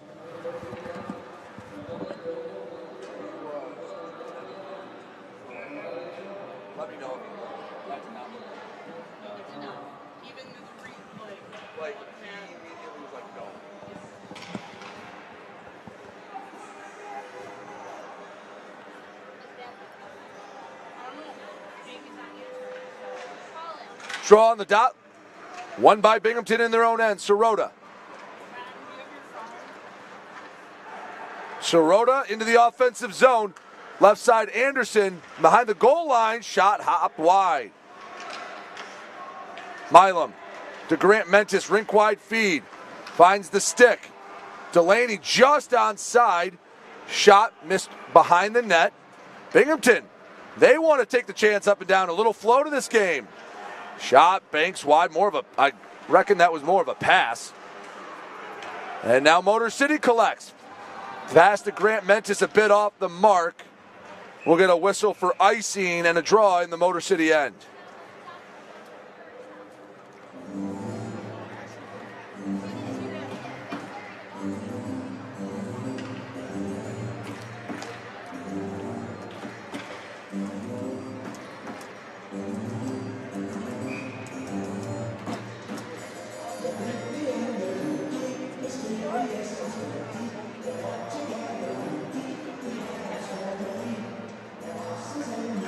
Drawing the Motor City end. Binghamton controls it. Near side, Bond. Shot. Oh, that caught Stubbs clean. That one's going to leave a bruise. That one might as well for Jamison Milam. Bond still has it. Backhand to the point. Stone walks up. Back to Bond, walks it. Shot. Knocked up and into the netting. 10-10 to go, second period. Still 2-1, Motor City on top. And Rockers without a few key pieces. Gagnon McGill-Diaz not dressed tonight. And TJ Sneath went to the locker room. Hope it wasn't as bad as it looked because it was a nasty fall into the boards. When we hear something, we will pass it along.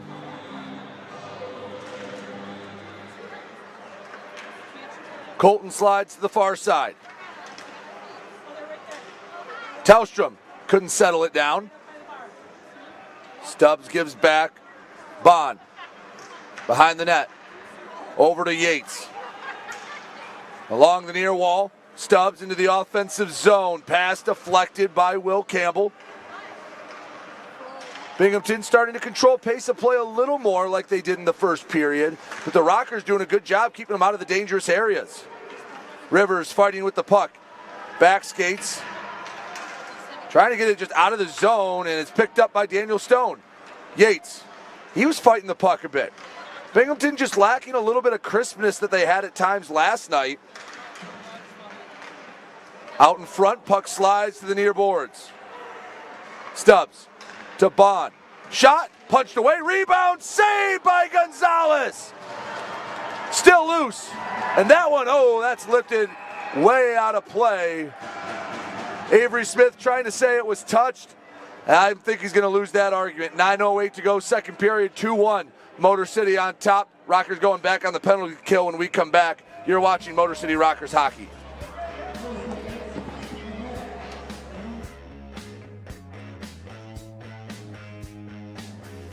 Detroit's Wheels. 106.7 WLLZ. Detroit's Wheels is classic rock that rocks. Metallica. Guns N' Roses. Aerosmith. AC/DC. Pearl Jam. Ozzy. 106.7 WLLZ. Detroit's Wheels. Hey, this is TJ Sneath from the Motor City Rockers, and you're watching the Rockers Broadcast Network, powered by KE Electric Supply.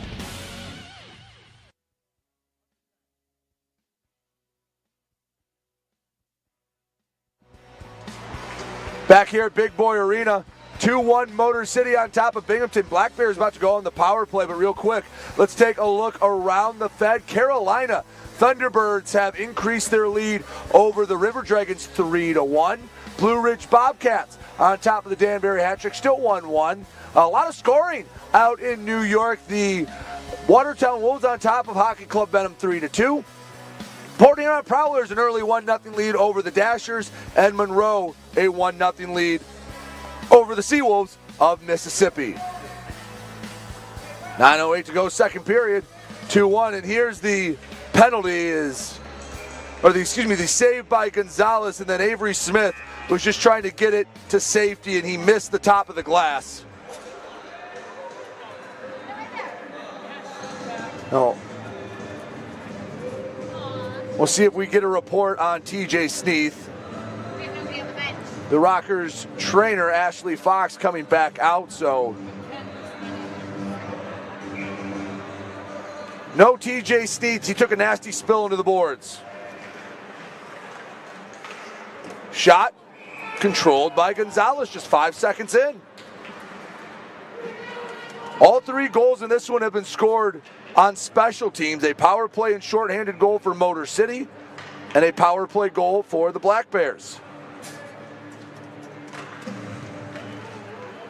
Binghamton off the draw, one-timer, and Stubbs barely got a piece of it. Easy clear for the Rockers. 15 seconds gone in the minor penalty, but a high stick called. And the draw comes in the Binghamton end. Break for Motor City. If they can win this draw, maybe kill a little time off this power play. A rare offensive zone draw for the penalty killers. Rockers win the draw. Colton shot tipped just wide of the net. Tristan Wells got his big body in front of it, and it was just a hair wide. Yates takes it into the offensive zone. Wells got in the way. Yates, a lot of stick handling.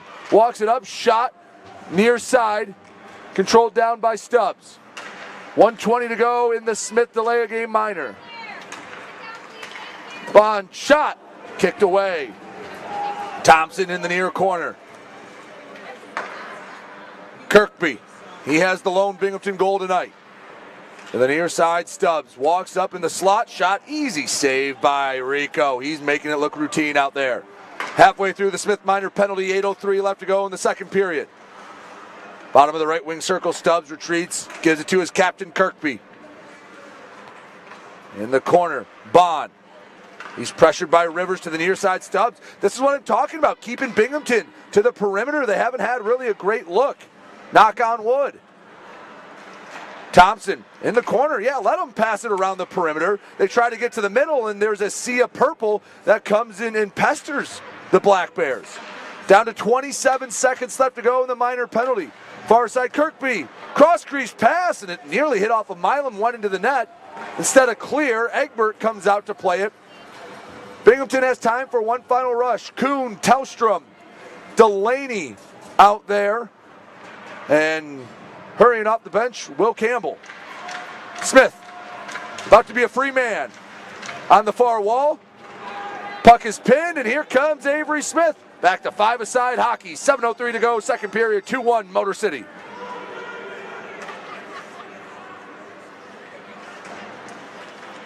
Errant pass behind the net, nearly turned it over. Let's see if Motor City can transition from on their heels on the penalty kill to maybe a little forward momentum. Put the pressure on Binghamton. Tellstrom off the end wall. Campbell, oh, he overskated it.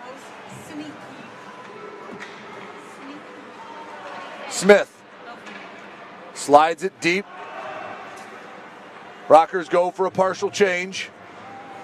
Grant Mentis, Karagorgis come onto the ice. Anderson, a hit, knocked the door open, and we'll get a stoppage in play. Avery Smith hit Scott Ramakers into the wall over there, and the door to the Rockers locker room came open.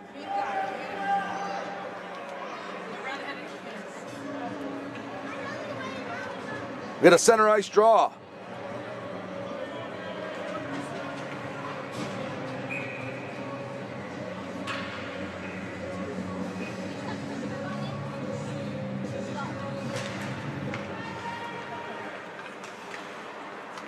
Grant Mentis ahead.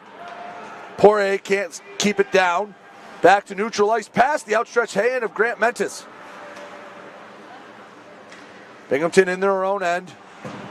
Bank pass finds the stick of Christopher Mott. Turned it over, kept in deep by Theo Roel. Binghamton trying to set breakout out of their own zone. Rockers forecheck has been giving them fits. Along the near half wall, out in front, Egbert sticked it away. Poirier brought it behind the net. But Sotiros Karagorgis was being a thorn in the side, and the Rockers going back on the penalty kill. We'll get a tripping minor. Going to the box for 2. Sotiros Karagorgis. Time to circle the wagons. 5:39 to go, second period, 2-1. Motor City on top of Binghamton.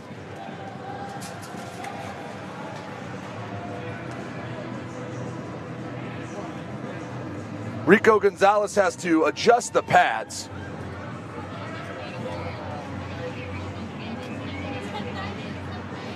So 2 for tripping to Karagorgis.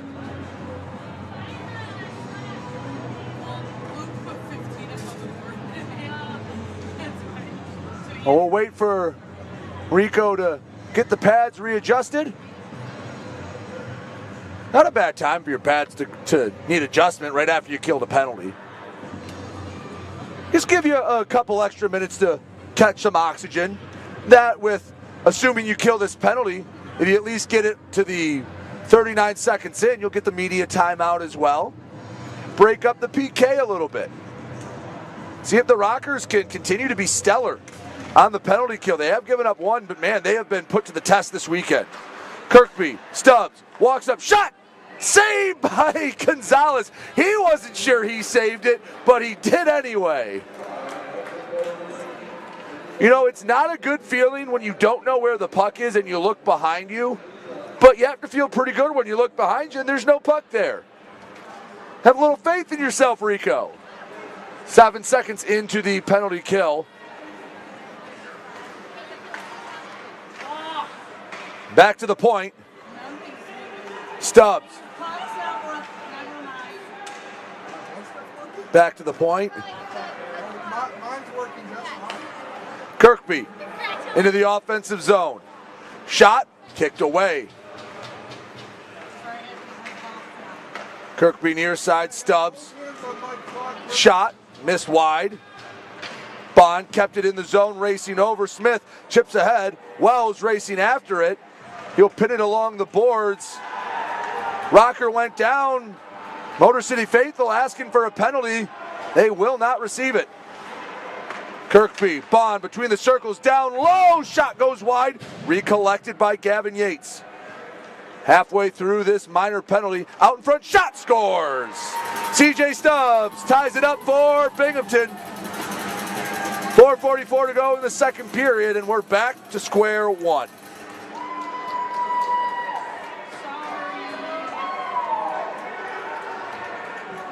You know, the Motor City penalty kill has been pretty solid, but you just can't give a team like Binghamton opportunity after opportunity after opportunity.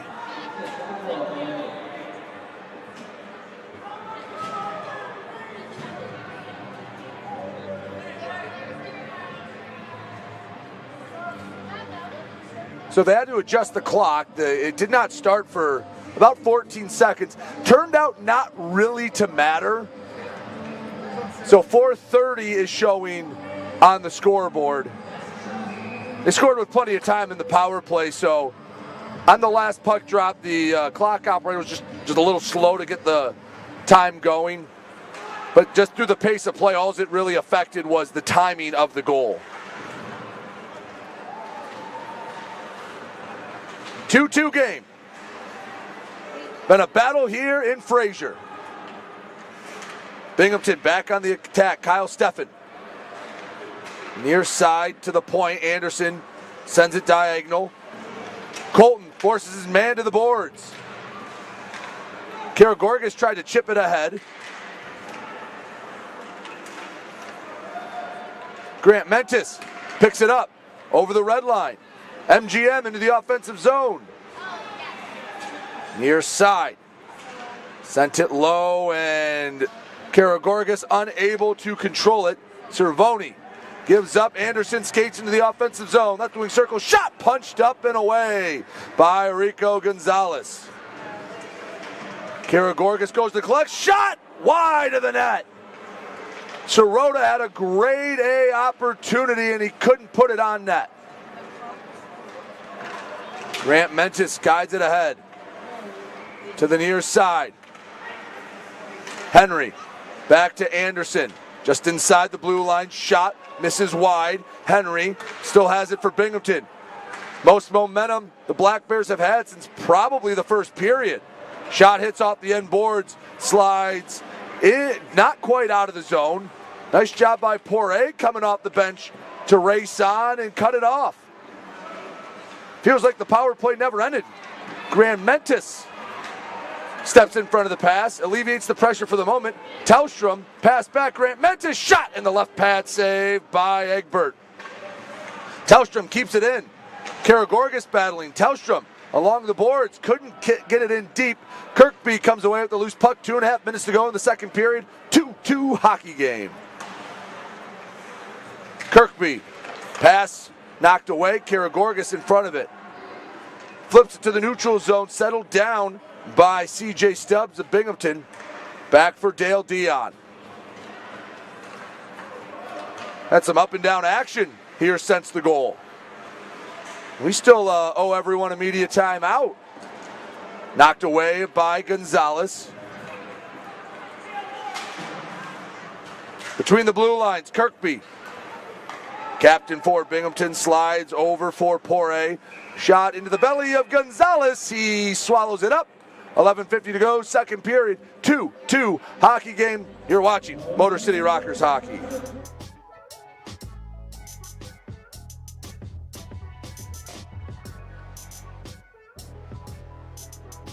Hi, Avery Smith with Motor City Rockers. My favorite thing about Crunch Fitness is their free weight section. Bench press, dumbbell bench, do rows, about anything you can think of. I'm Chris Buys. We're currently on the IR. Crunch Fitness, it's got a lot of machines, weights, super beneficial for PT, for my injury right now. They got a nice turf over there too, which is super helpful.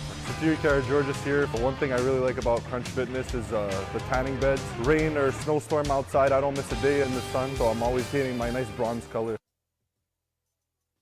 Hey, this is Nick McGill Diaz from the Motor City Rockers. You're watching the Rockers Broadcast Network, powered by KE Electric.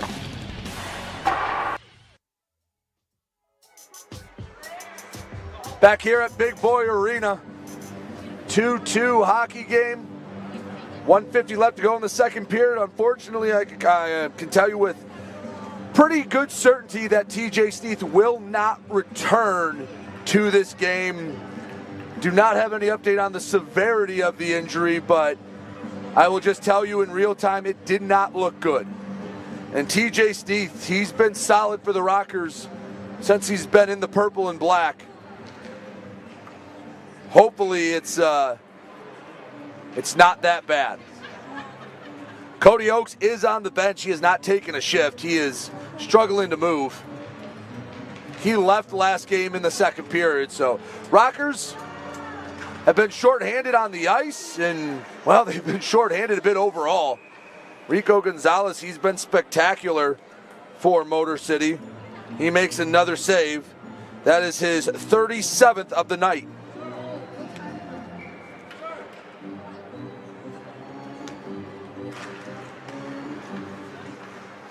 Right wing circle. Pass out in front. Got by Rotundi. Banked off the near wall. Avery Smith takes it over the logo. Rings it around the boards to the near side. Kuhn chips it in deep. Wells tries to collect. Evades a hit. Bond takes it away for Binghamton. Pass off the mark. They were saying Rotundi could have played it. No icing. Gonzalez guides it to Ryan Rotundi. To Kuhn. Flips it to neutral ice. Bond back skates into his own end. Across to Ramakers, back to Bond. From a knee, pass to Kirkby. Fighting with the puck. Goes into the corner, final minute of play in the second period, 2-2 hockey game. Smith, pressure at the point. Stone keeps it in. Shot doesn't make it through. Coach Jamison Milam got in the way. Dakota Bond, down low. Returns to Bond.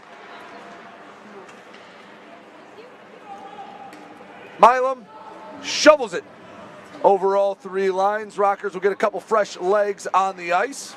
Half a minute to go in the second period, brought to you by the Long Drink. Kuhn was fighting with the linesman, not happy with the turnover, and Milam gets it to neutral ice. I think right now the Rockers just trying to get it to the horn and reassess, try to find a way to win the final 20 minutes.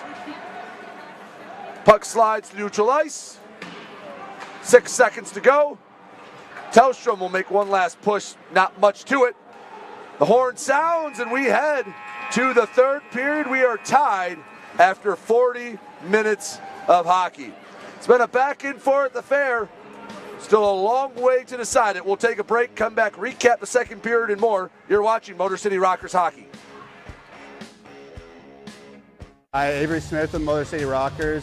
My favorite thing about Crunch Fitness is their free weight section. Bench press, dumbbell bench, do rows, about anything you can think of. I'm Chris Buys. We're currently on the IR. Crunch Fitness, it's got a lot of machines, weights, super beneficial for PT, for my injury right now. They got a nice turf over there too, which is super helpful. Superior George's here. One thing I really like about Crunch Fitness is the tanning beds. Rain or snowstorm outside, I don't miss a day in the sun, so I'm always getting my nice bronze color. Second intermission here at Big Boy Arena, 2-2. Motor City and Binghamton tied up. Tell you how we got here. Only one goal in the first period. Matthias Tellstrom, 4:35 into the opening stanza. Ripped a slap shot past Nolan Egbert. Then in the second period, just a minute and 8 seconds in, Eli Rivers shorthanded from TJ Sneath made it 2-0. TJ Sneath would later go down in the second period. Do not expect him back in this game. Binghamton, though, you can only keep them down for so long. They got a power play goal to answer back the shorthanded goal. Tyson Kirkby buried one from Austin Thompson and Dakota Bond. And then with about 5 minutes left to go in the period, CJ Stubbs evened it up from Gavin Yates. And that's where we stand after 40 minutes of play. Motor City trying to find a way to get a split on the weekend and get a big 3 points. Don't go anywhere. We'll have more for you here in the intermission. You're watching Motor City Rockers Hockey.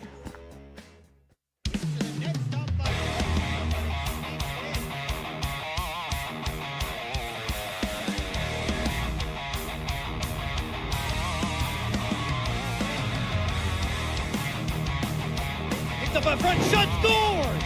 SummerSlam now, shot scores! Here we go, Snitson, and we got a full line roll! FPHL full line roll! Hell yeah!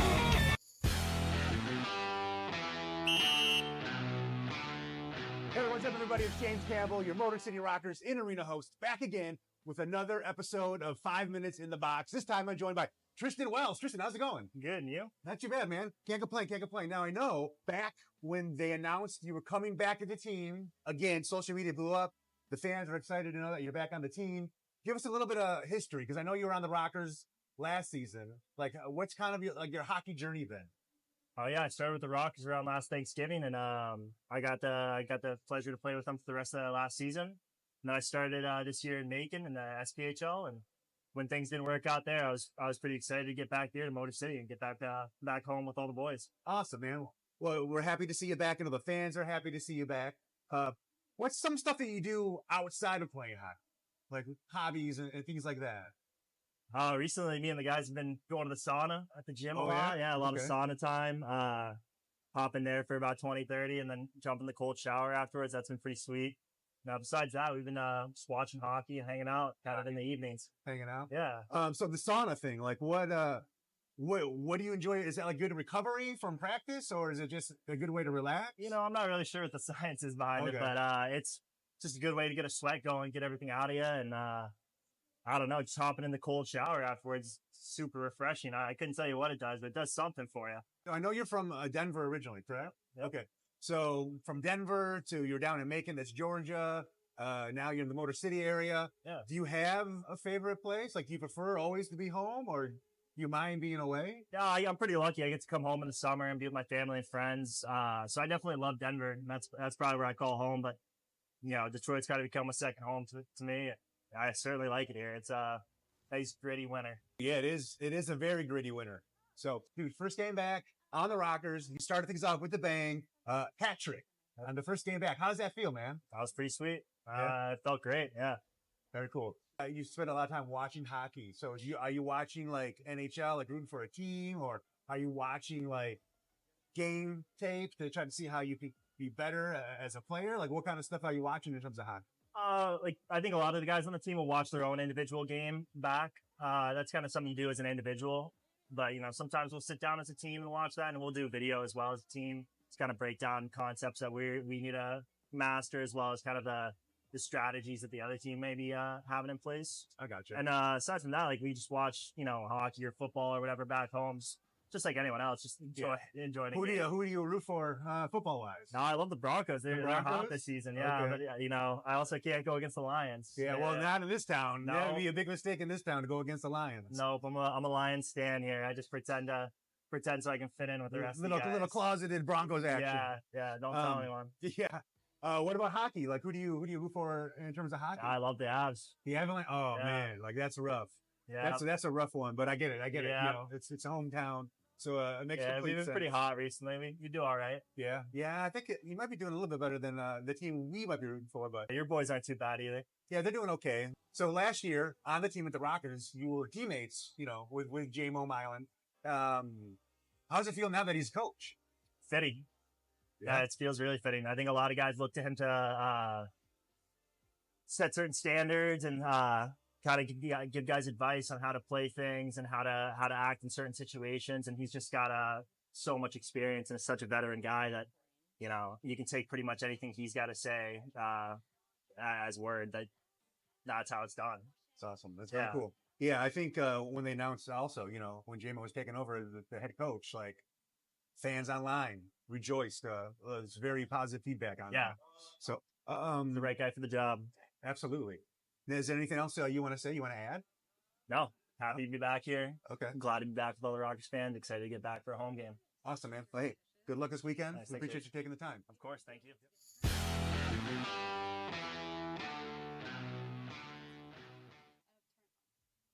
.7 WLLZ. Detroit's Wheels is classic rock that rocks. Metallica, Guns N' Roses, Aerosmith, AC/DC, Pearl Jam, Ozzy. 106.7 WLLZ. Detroit's Wheels.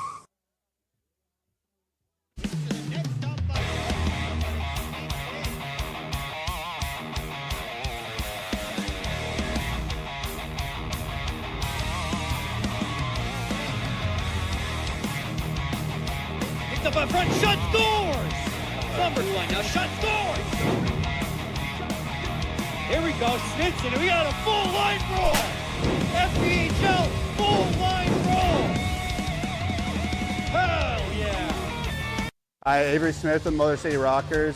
My favorite thing about Crunch Fitness is their free weight section. Bench press, dumbbell bench, I'll do rows, about anything you can think of. I'm Chris Buys. We're currently on the IR. Crunch Fitness, it's got a lot of machines, weights, super beneficial for PT, for my injury right now. They got a nice turf over there too, which is super helpful. Security George's here. But one thing I really like about Crunch Fitness is the tanning beds. Rain or snowstorm outside, I don't miss a day in the sun, so I'm always getting my nice bronze color.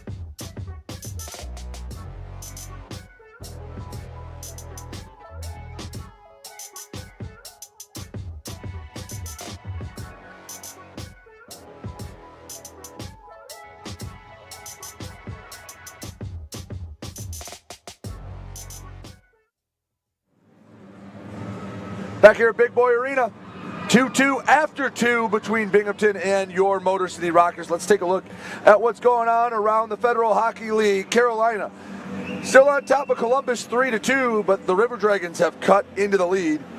The Blue Ridge Bobcats a 3-0 advantage over Danbury. That helps out Motor City big time. Watertown still on top of the Hockey Club Venom 3-2. Port Huron 3, the Dasher Hockey Club nothing, and Monroe, they are on top of Mississippi 2-0. It's been a fun 40 minutes. Rockers see if they can find a way to grit out a victory against one of the top-end teams in the Federal Hockey League. We'll step aside, come back with third period action when we return here on the Rockers Media Network.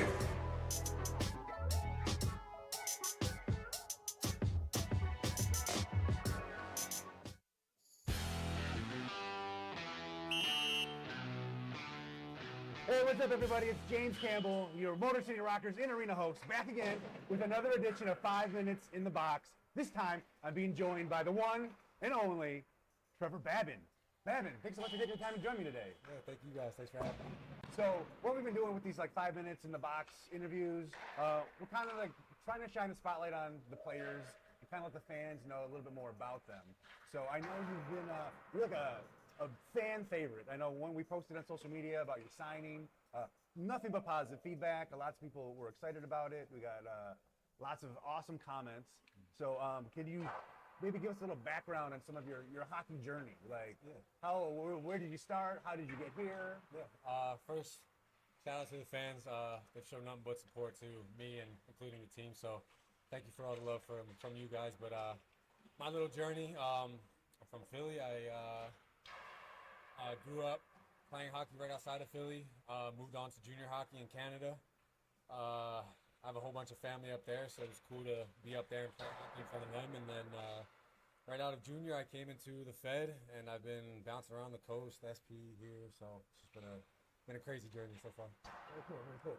So now, one of the monikers that I know the fans have given you is the Dark Knight. Can you explain the origin of that? Yeah. Shout out to one of the guys who worked for us last year. He kind of gave me the nickname, and it stuck. And yeah, it just kind of went along with the whole black look. But I'm obviously wearing white stuff right now. Yeah. White during the week, black on the weekends. So it was mostly like the get up, the jerseys, the helmet, and that. Exactly. You're not really like an eccentric billionaire crime fighter who plays goalie for the Motor City Rockers on the side or anything. I wish. Okay. Oh yeah, dude. Who want to be an eccentric billionaire, right? So besides hockey, like what other things are you into? Last few years I've gotten really into Formula 1 sim racing. Really? So I have a whole setup in my apartment right now. Just like the car and everything, like the seat, the gears and everything. Oh my God! How big is that? It's pretty big. I mean, it's pretty. You pick up a whole bedroom in the apartment? Not the whole bedroom, no. Just like a little corner of the room. But that working out, obviously, the last couple years. That's really it. I mean, I have a dog, so the majority of my time is with him. So, other than that, just those 3 things are the main. I got you. So, do you have any aspirations to be like a race car driver, or did you just get into it? I mean, you have a need for speed. Now I have a need for speed. Yeah. I mean, now I wish I could race cars and stuff, but I still have one goal in my mind right now, playing hockey. But just for when I need a little time off, I guess, or just having get some lap times on the track. Is there like a dream car you would like to drive or get behind the wheel of? I mean, when I'm older, if I'm ever the midlife crisis, what's your midlife crisis vehicle going to be? All blacked out Lamborghini Aventador. Okay, nice. Yeah. So I'd be into cars. My little sister's even more into cars and engines and things like that. So. You can go on and on. I got you. That's cool. So, like, my wife always gives me crap. I like, for me, with cars, like, I'm not a big car guy, but I love the look of black and chrome. Yeah. And my wife gives me crap. She's like, that is so out. Like, that's not the look. But I'm like, I don't care. I love it. I still like it. I want the all black car. I want the windows blacked out. I want chrome rims. I want chrome handles. Yep. Like, okay. I got it. We're on the same page with that. That's my style, too. All black. Awesome. So take that, Cody. Take that. See? Babin's down with it. Yep. Final question. I know you mentioned your dog, and I've heard a lot about your dog. Tell me about your dog. What's his name? What kind is he? His name is Zen. He's a year and 5 months now. I think just pushing. month of. You're breaking his heart. You don't know how old he is. You're breaking his heart. Man, spending time with him every day. You don't even like keep track of that stuff. You just want to have fun, you know. But I got him. He's a pit bull. I got him from one of my mom's best friends back home in Philly. We actually have my dog's older sister and cousin also back home. So the whole family. Yeah. So the only boy dog in our family. We've had all females too. So this is the first male, and he's my little boy. So yeah, he travels with you, like when you go from team to team when we're not playing for the Rockers. How's that work out? He's cool with it. He loves it, man. As soon as he gets in the car, he's like just out like a light, and he's out, enjoys the ride, and then when we get up, whenever we stop, goes to the bathroom, comes back. That's awesome. You just happy hanging out with Dada. Yeah, very cool. I've gone to the room a couple times too, and all the boys love him already. And That's stuff, awesome. So. Well, pit bulls, like I know they get a bad rap. Pit bulls are like the most cuddliest dogs. Like they're the best. They're just creatures that just want to cuddle you. They're just like they're big beefcakes, Yeah. but all they want to do is just get their belly rubbed, and they just want to lay next to you on the couch with whatever you're doing. Exactly. So, Babin, thanks so much for taking the time. 5 minutes in the box. Hopefully, it wasn't too painful for you. But good luck this season with the Rockers. Thank you, man. Thank you, guys. Thank you.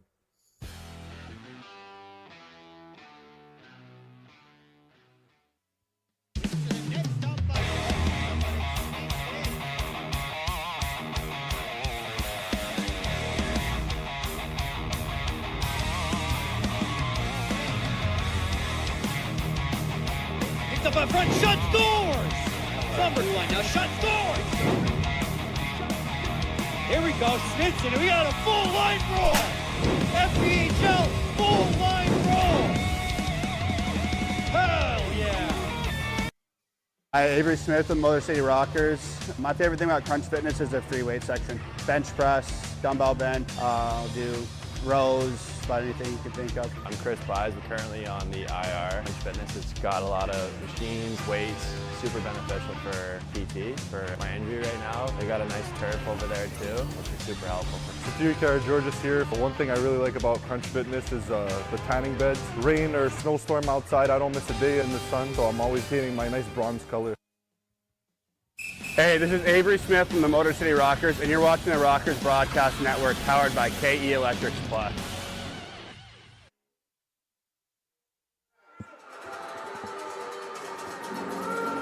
Back here at Big Boy Arena. Real quick, if you do want to bid on one of these game-worn jerseys, the auctions end in 2.5 minutes. So if you're watching on YouTube, you can scroll up. Link is in the chat for the signed Pet Appreciation Jersey auction. And if you're in the building and you win it, you can get it signed and have it tonight. 2-2 game. Motor City and Binghamton tied going into the third period. And tonight's third period is brought to you by RJ's Construction Services. Head to RJ's Construction Services on Facebook or call them at 248-974-2640 for all things construction services. RJ's Construction Services, a proud partner of the Motor City Rockers. So TJ Sneath will not return tonight. I can tell you it's not worst case scenario for TJ, but do not expect to see 17 on the ice tonight. He is out for the rest of the game. Hopefully this is the only game he misses, but obviously they'll have to do more testing. Cody Oakes dressed. He hasn't taken a shift tonight. I don't think you will see him out there as well. No Nick McGill-Diaz or Sam Gagnon. They are not dressed tonight. So the Rockers looking to find a way to grit out a win against the Binghamton Black Bears.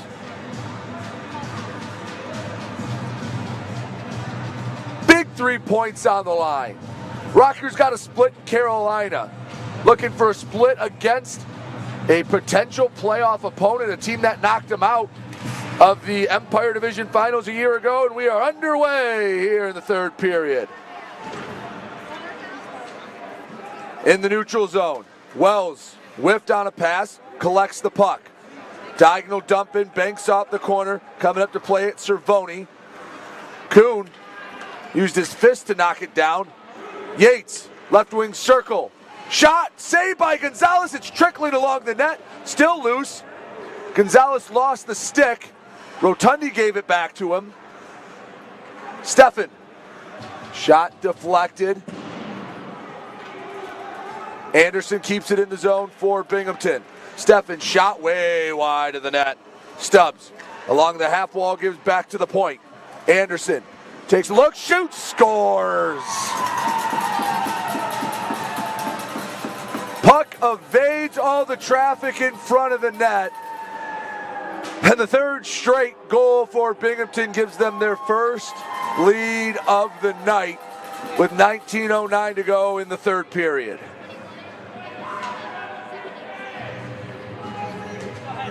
Take another look at this one.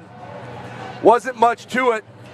No one tipped it out in front, at least I don't think so, but a lot of traffic out in front, and it picked the top left corner. That's a nice shot. And Motor City trails for the first time tonight. See if they can find a way to even this one back up. And just like that, Motor City is now the chaser. Grant Mentis, far corner. Stick handled himself into submission from his knees. Try to get it over.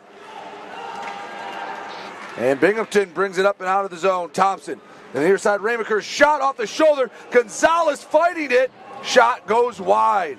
Ooh, Rico didn't control the puck well there, but was able to at least stay in front of it. Another shot. Much better job by Gonzalez controlling that shot. A minute 30 into the third period, and it's 3-2 Binghamton. So that goal officially, Jesse Anderson from CJ Stubbs and Gavin Yates. That's 2 assists on the night for Yates. Anderson nets his 5th of the season.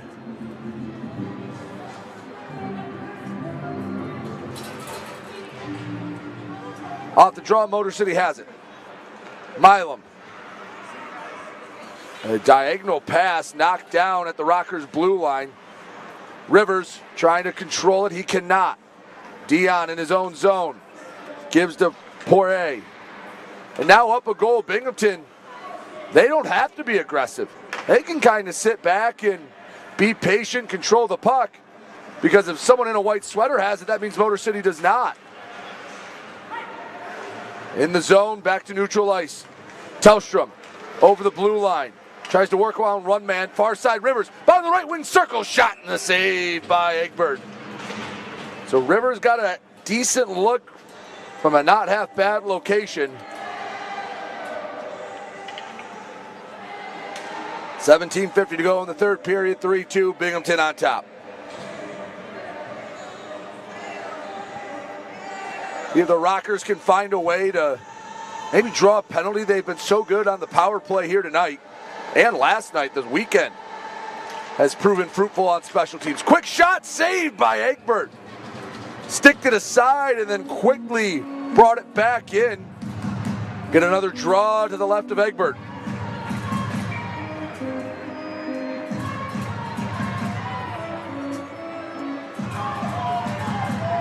Kuhn on the draw. He faces Mott. Kuhn with another clean wing. Shot! Kicked aside by Egbert. So Motor City, a couple chances in subsequent draws. But Binghamton relieves the pressure, gets it in the Motor City end. The captain, Colton, near side. Johnson. Up to Wells. Puck loose. The long arm of Wells couldn't whack it deeper in the zone. Sirota over 2 lines, gives it to Anderson. He has the game-winning goal as of right now. Icing the call, we'll come back down to the Motor City end. 17:08 to go, third period. Motor City's got to dig deep. They are a bit short of a full lineup.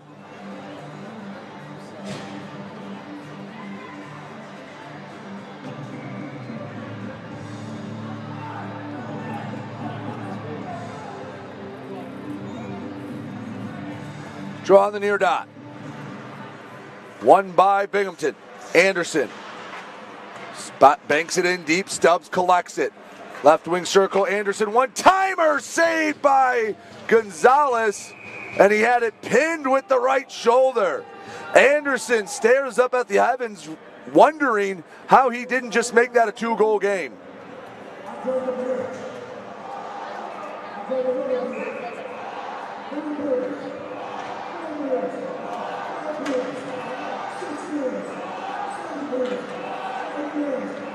Drawing the far dot. Motor City looking for any sort of spark, any sort of momentum. Colton banked it. Tellstrom couldn't control it cleanly.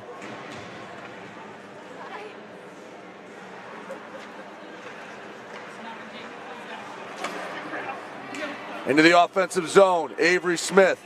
Pass too tall for Rivers coming up. Tellstrom, he keeps it in deep. Yates lost the stick.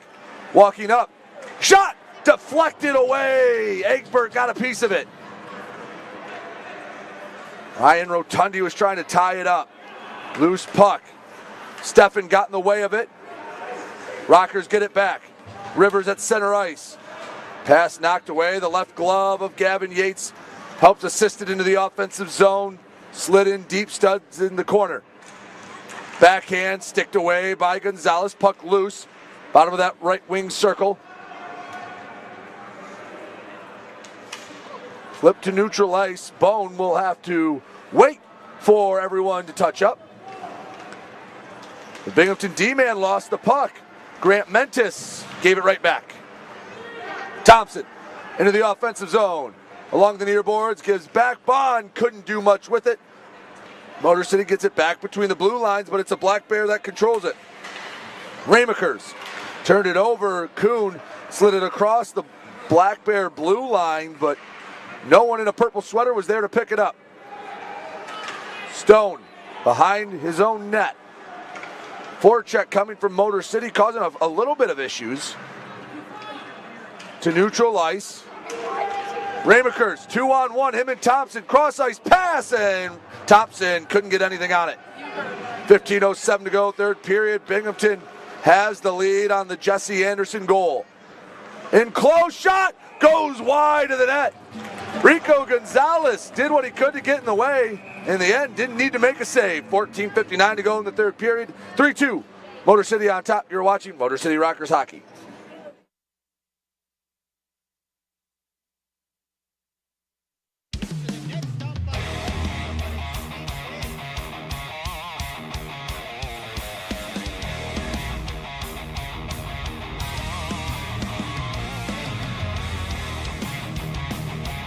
Up in front, shot, scores! Summerfly now, shot, scores! Here we go, Snitson, and we got a full line roll! FPHL, full line roll! Hell yeah! Hey, this is Sam Gagnon from the Motor City Rockers, and you're watching the Rockers Broadcast Network powered by KE Electric Supply. Go Rockers! 14:59 to go, third period. Rockers find a way to beat Egbert and tie this game at 3. It was 2-0 Motor City. Had goals from Matthias Tellstrom and Eli Rivers. Then Kirkby, Stubbs, and Anderson, in that order, made it 3-2 Binghamton. Rockers have been shorthanded, or down a man, shorthanded 5 times tonight. Motor City just 1 of 2 on the power play. Part of the reason why the penalties are tilted in the Binghamton favor. Control the puck for as much as they do. You don't usually commit a penalty when you have the puck.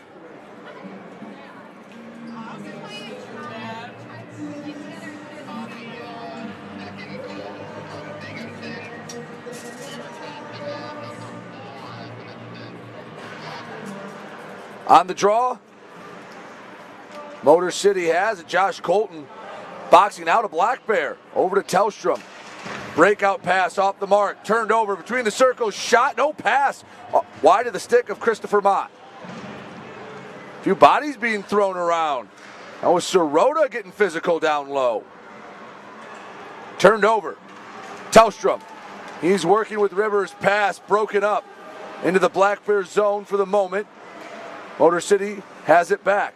Rink wide feed. Settle down. Shot on that. Ooh, looked like it hit the hand of Emery. That hit something. Ooh, Emery is slow going to the Black Bear bench. He got in the way of the puck, but he paid the price for it. Preserving this 3-2 Binghamton lead. Mott into the offensive zone. Milam just puts the stick out and knocks it away. Smith collects behind his own net. Slides along the boards to Wells. Bank pass intended for Grant Mentis, and it's off the mark. Poirier behind Egbert, his netminder. Battle. Grant Mentis tried to poke it away on the forecheck. Steffen with speed into the offensive zone. Stick handling shot, easily paddle aside. Rotundi did a nice job. Oh, big punch from Steffen, and we're getting a penalty. And they're taking Kyle Steffen. Are they going to take Ryan Rotundi as well? I believe they will take both. Rotundi doesn't like it. They made it easy on Steffen. He reared back and fired a right hook. We got 4-on-4 hockey.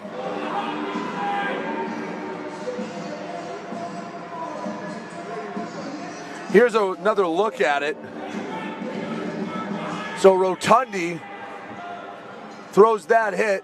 Bit of a high hit, and Kyle Steffen took exception and didn't make any bones about it. So with 13:35 to go in the third period, 4-on-4 hockey. Not a bad opportunity for Motor City, maybe a little more open ice. Chance to even this one up.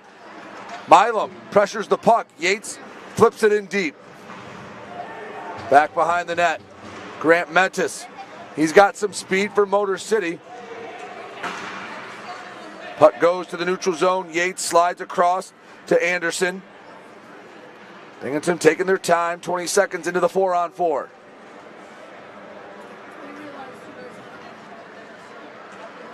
Yates along the red line over the blue. Pressure from behind. Yates in close and finally knocked away. Give credit to Will Campbell. Icing the call. 1:17 to go in the coincidental minor penalties. Draw in the Motor City end.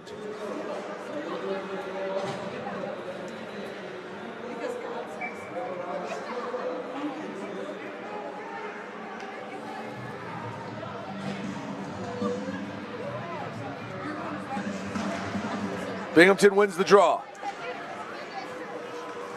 Bond. The left side, Kirkby, sent across, banks off the near boards, Bond. Taking it down low, Avery Smith pressuring. Got 1 minute, 2 seconds, so we're at five-a-side hockey. Kirkby rubbed off the puck, Jamison Milam came up. Few bodies hit the ice. Pass across, Bond, shot into the stomach of Rico Gonzalez. Another save for Rico. Line change from Motor City, Colton, Rivers, Tellstrom, and Delaney out there for the Rockers.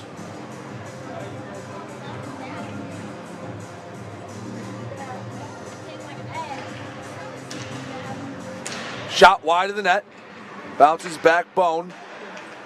Kept it in deep. Dakota Bond at the point. Near side, Stone spins around. 40 seconds to go till we're back to 5-on-5 hockey. The coincidental minors taken away by Motor City. Rivers, odd man rush. Right wing circle, pass out front, scores! Tim Delaney, the first of his career, ties it up. 3-3 hockey game in the third. You always remember your first. And here, Tim Delaney had a perfect time to net the first in his pro career. Out in front, and Rivers essentially passed it right off the blade of Delaney. Rockers have life in the third.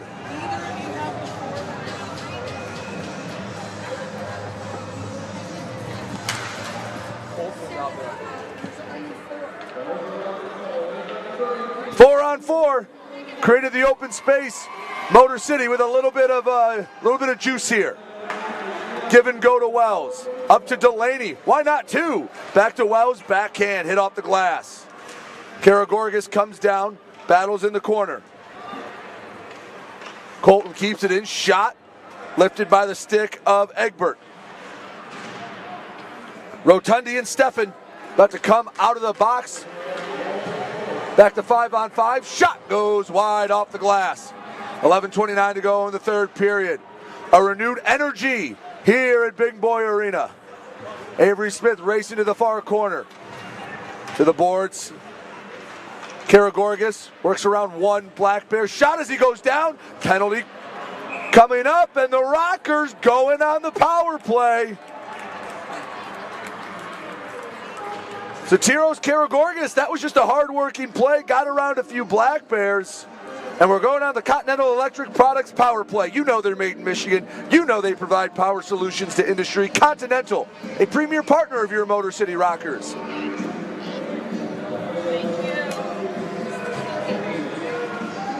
Stubbs goes to the box for hooking. The Rockers go on the man advantage. They have been great this weekend, up a man. Off the draw. Two purple, two white jerseys trying to dig it out of the corner. Pinned to the boards, Binghamton. Fine letting the early stages of this power play melt off. Comes out to Anderson, sends it the length of the ice. Gonzalez comes out of the net to play it. 20 seconds into the Stubbs minor penalty. We have a 3-3 game.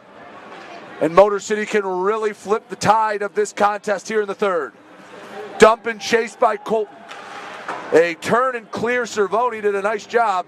And the Rockers have to reset. Binghamton will get a fresh set of legs on the ice. 1:20 to go in the man advantage. And this has been the best PK of the weekend by Binghamton. Nearly a breakaway for Thompson. Brings it into the offensive zone, pass out in front, and it's easily sticked aside by Gonzalez. But you don't want to hear Rico's name on the power play. A minute in to the man advantage. Avery Smith shot shouldered away. Thompson in the corner. Gets it over the blue line. The captain, Josh Colton, to bring it in. Banks it to the near side. Smith dumps, and the Rockers hoping for better fortunes as they get some new bodies out there on the ice. 9:55 to go, third period. 40 seconds left to go in the Stubbs minor penalty for hooking. 3-3 game. Tim Delaney's first as a Rocker.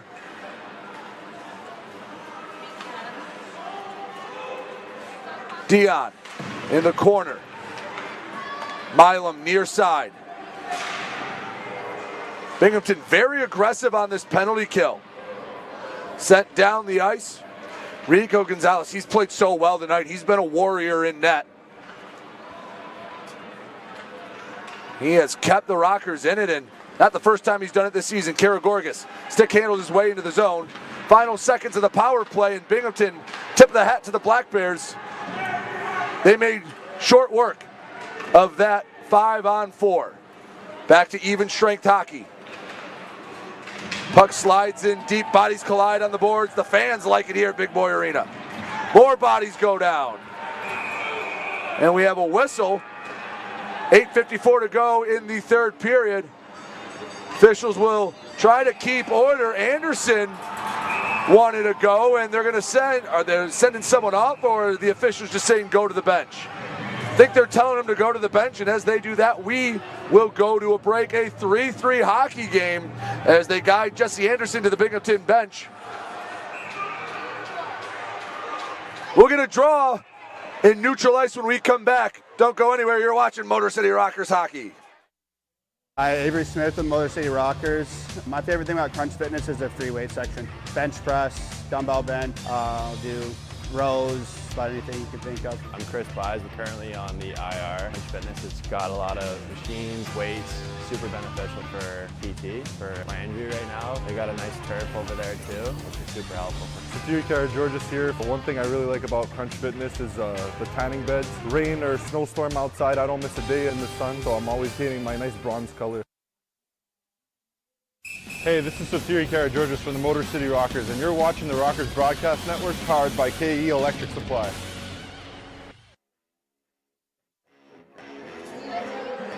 Back here at Big Boy Arena, that last play was an offsides call. And folks, you know I got to remind you that if your sides are a little off, you can go to Great Clips to keep your hair on sides. Located in Warren, Great Clips, the official hair cutter of your Motor City Rockers. Tim Delaney has tied this up for Motor City. 8:54 left to go in regulation. We could be earmarked for free hockey.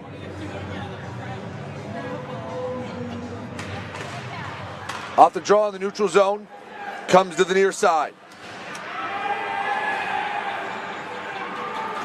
Rockers have it in their own end.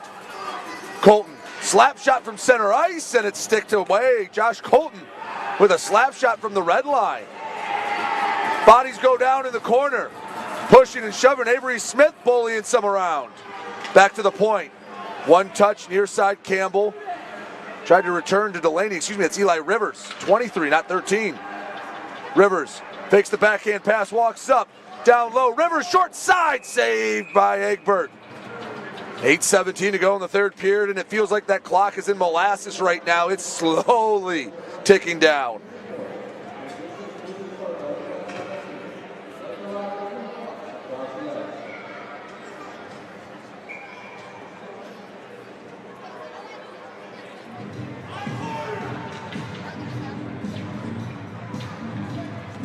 Draw on the far circle.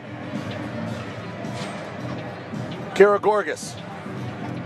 Duel with Kyle Steffen. We've had 6 goals tonight. 1 has been 5-on-5. We have had 3 power play goals, 1 shorthanded goal, and a 4-on-4 goal. And the latest Binghamton goal, the Jesse Anderson one, was their only 5-on-5 goal. Karagorgis gets the metaphorical boot. The Black Bears will rearrange, and a clean win for Grant Mentis. Slap shot from the point, saved by the left leg of Nolan Egbert. Still in the Binghamton end. On the near side, Karagorgis battling, he goes down to the ice. Dakota Bone, he turned it over. Grant Mentis in the offensive end, he backhanded back to Bone. Yates couldn't bring it in. Motor City controlling a little bit of the play. 7:47 to go here in the third period. 3-3 hockey game. Stubbs works into the offensive zone. Pass knocked away. Karagorgis trailing the play. Oh, he takes a spill into the boards, courtesy of CJ Stubbs. Fans starting to get into it. Shot saved by Gonzalez. A delayed penalty coming up. It's going to be against Motor City. Shot saved again by Gonzalez. Karagorgis pushing and shoving. They want to go at it. Binghamton's got to be careful not to give up their power play. So I believe Karagorgis is going to the box.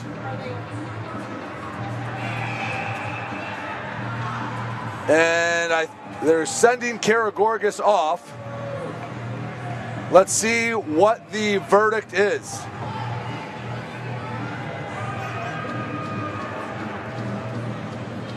Two for roughing.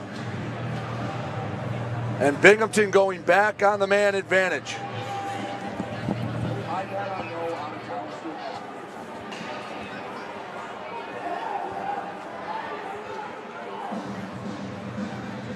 Karagorgis to the box, and the penalty kill of Motor City being put in a precarious position once again.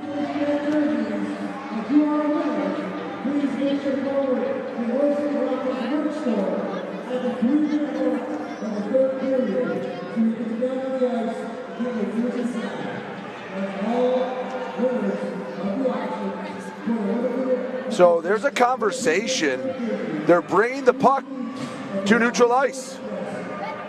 If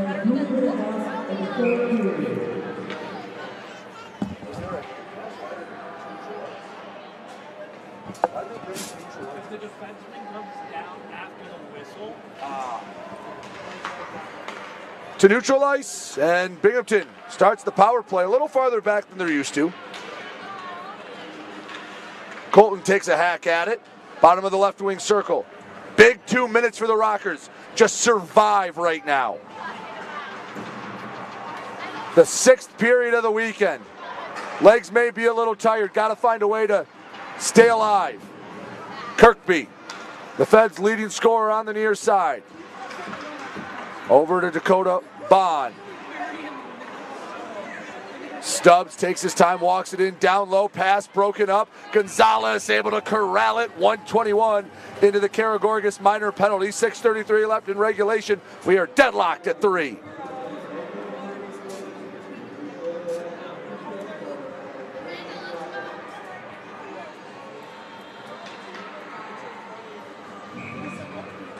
Draw to the right of Rico.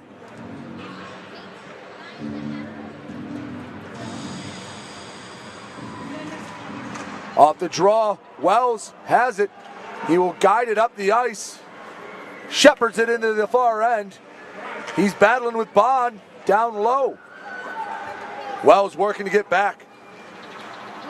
On the attack, Binghamton. Stubbs dropped it back. Kirkby was too far up the ice. Bit of a miscue. Stubbs to the point. Top of the right wing circle. Backhand broken up. Milam chips it ahead. Rivers one-on-one with Bond.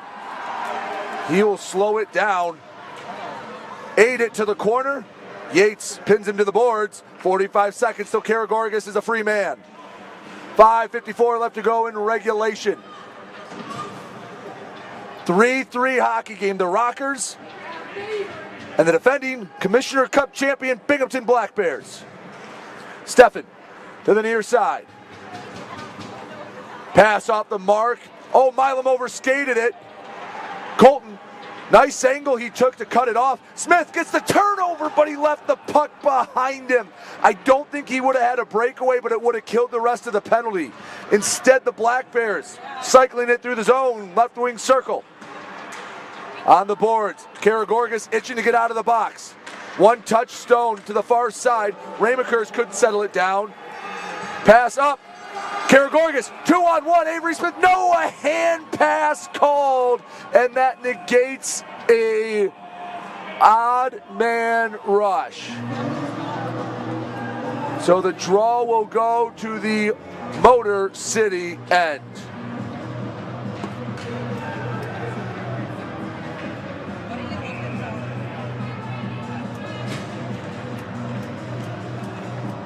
.507 to go in this one. Heart rates elevated at Big Boy Arena.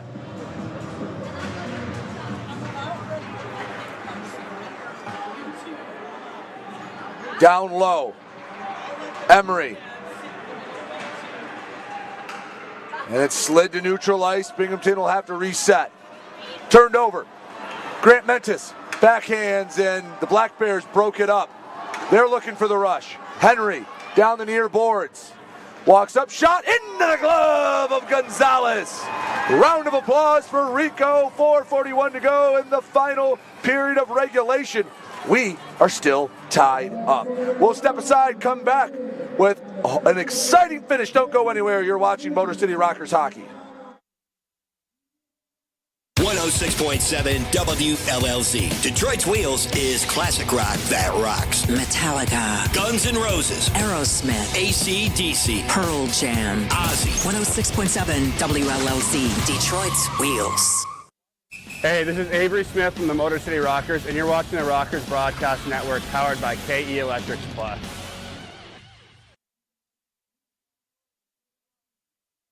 I'm assuming it is. Back here at Big Boy Arena, 3-3 here in Fraser. Let's take a look at what's going on in the rest of the Federal Prospects Hockey League. Carolina leads Columbus 4-2. A 5-0 Blue Ridge lead over Danbury. We got a fun one out in Watertown then, and Hockey Club Benham tied at 4. Port Huron making quick work of the Dashers. They lead at 4-0. And Monroe on top of Mississippi 2-0.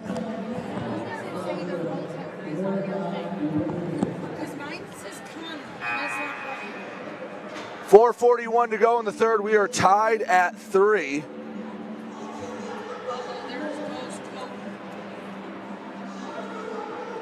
Cody Oakes going back to the locker room. He hasn't had a shift tonight, so. But I don't want to change it because I don't screw up. I don't know. Normally it switches, but I don't want to refresh it. Draw in the Rockers' end. Who's got one more left in them?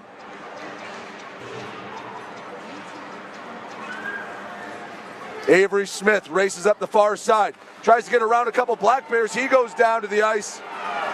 The purple and black faithful asking for a penalty. They will not get it. Mott, shot, scores! Beat Gonzalez on the far post. And Binghamton on top, and I think Avery Smith is going to the box. Avery Smith wanted a penalty, and he's going to get, I'm going to assume, an abuse of officials. He is not happy in that sequence. He thought there should have been a penalty.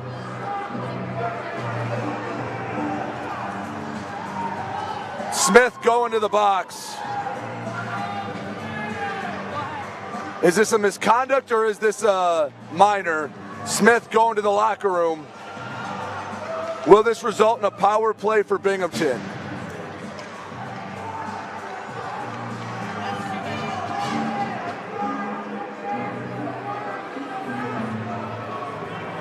(4-3) Binghamton, and the Rockers need to look for one more goal. Now they put Avery Smith back in the penalty box. But if it's a 10-minute misconduct, even if it goes to overtime, you can't serve all 10 minutes. So I'm guessing he's just getting 2 for unsportsmanlike conduct. It is going to be a power play for Binghamton, and that means Motor City is going to have to kill a penalty before they try to tie this game up, or if they can somehow find another shorthanded goal.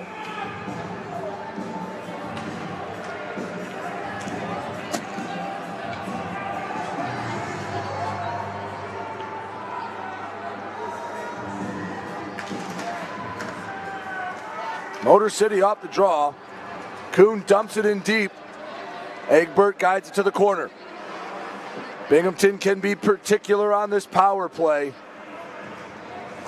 Now leading by a goal. Yates goes down to the ice. Wells fighting for the puck. Poked out to center ice. Bond to Thompson. Feed goes back to Yates. He'll take it back in his own zone again. Up in the final 4 minutes. Motor City doesn't have to, or Binghamton rather, doesn't really have to push the pace. 40 seconds gone in the Smith minor penalty. Stubbs, near side. Yates in the corner to Bond. Across the way. Bond at the point. Fighting with the puck. Down low, shot, Stubbs, save, Gonzalez, scramble, and it's still loose. Wrap around, loose, and Yates gloved by Gonzalez, and it's still a 1-goal game. Rico keeping the Rockers alive.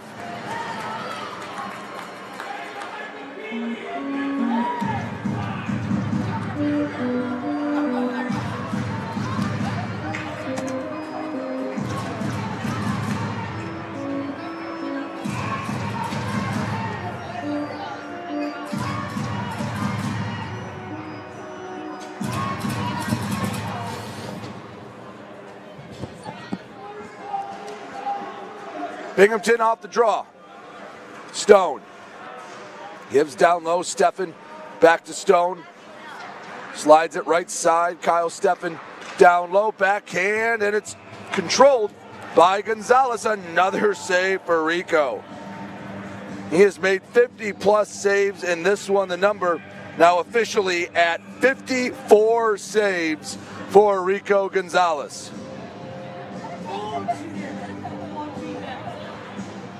Rockers won the draw clean, maybe a little too cleanly.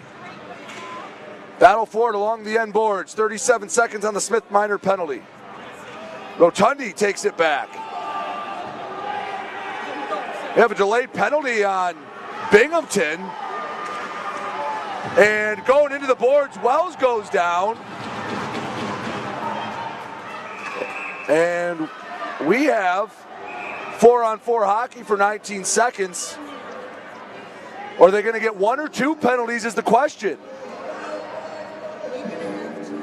I think they'll get the first one for embellishment. Kyle Steffen not happy with the ruling. Just 1 penalty, I believe. So Kyle Steffen to the box. In 19 seconds, we'll go back on a Continental Electric Products power play, proudly made in Michigan. They provide power solutions to industry. Continental, a premier partner of your Motor City Rockers. Well, 4-on-4 for the moment. Gonzalez is not in the crease. So are they going to go to 5-on-4 and then potentially 6-on-4? No, Gonzalez goes back to the net. 4-on-4, Avery Smith comes out in 19 seconds. It'll be 1:41 of the Continental Electric Products power play.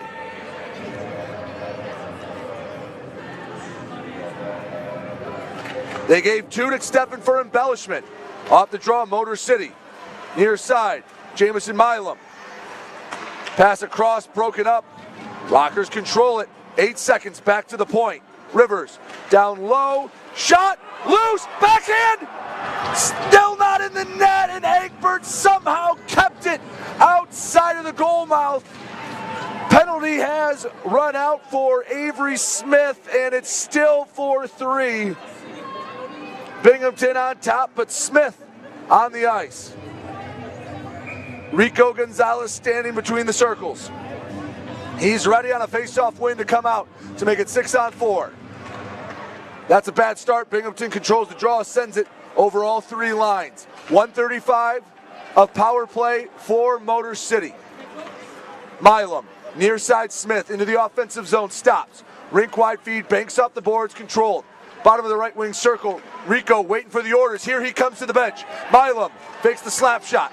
Right side, Tellstrom, back to Colton. The captain walks up. Milam, bottom of the circle. Takes his time, 1:13 left to go in the man advantage. Colton just keeps it in the blue line. Shot on net, loose, and it goes to the far corner. Race for it, Bond can't get it. Where'd it go? They blew the whistle, they lost sight of it. I think it was on the boards. So a big draw coming up. Are they going to keep it 6-on-4 or are they going to send Rico out? We're going to get a timeout from Motor City. 1:43 to go in the third period. Rockers need a goal. They want to try to salvage any points out of this one. 4-3, Binghamton on top. It has been a fun one back and forth. Motor City, they scored the first 2. Tellstrom and Rivers. Tellstrom on the power play, Rivers shorthanded. It was then 3 straight by Binghamton. Tyson Kirkby, CJ Stubbs, and Jesse Anderson all lit the lamp to give Binghamton the lead. But 7:53 into the third period, Tim Delaney evened it up. His first professional goal from Eli Rivers and Matthias Tellstrom. And then the difference right now, Chris Mott beat Rico Gonzalez on the far side post. And the Rockers trail by a goal.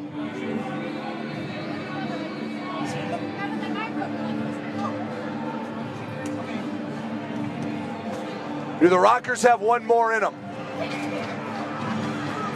6 skaters out for Motor City. Wells, Rivers, Tellstrom, Smith, Milam, Colton. Can they beat Nolan Egbert one more time? Clean win off the draw, that's a start. Tellstrom shot, and Rivers couldn't get a blade on it. Banked to neutral ice. Colton, 50 seconds left to go in the Continental Electric Products power play. Smith over the red line. Along the half wall, Avery Smith shot, deflected, rebound, shot, scores! Tristan Wells! We're all tied up! 1:23 to go in the third!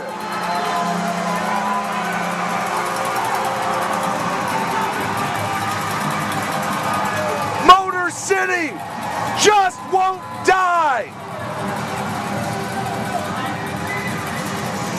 Take a another look. They wanted chaos out in front. And Tristan Wells, the benefactor. It was loose, Egbert supine on the ice. And with 1:23 left to go, we're all tied up.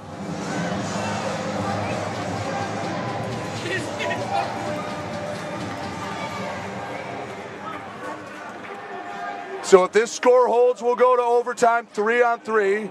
Puck goes out of play.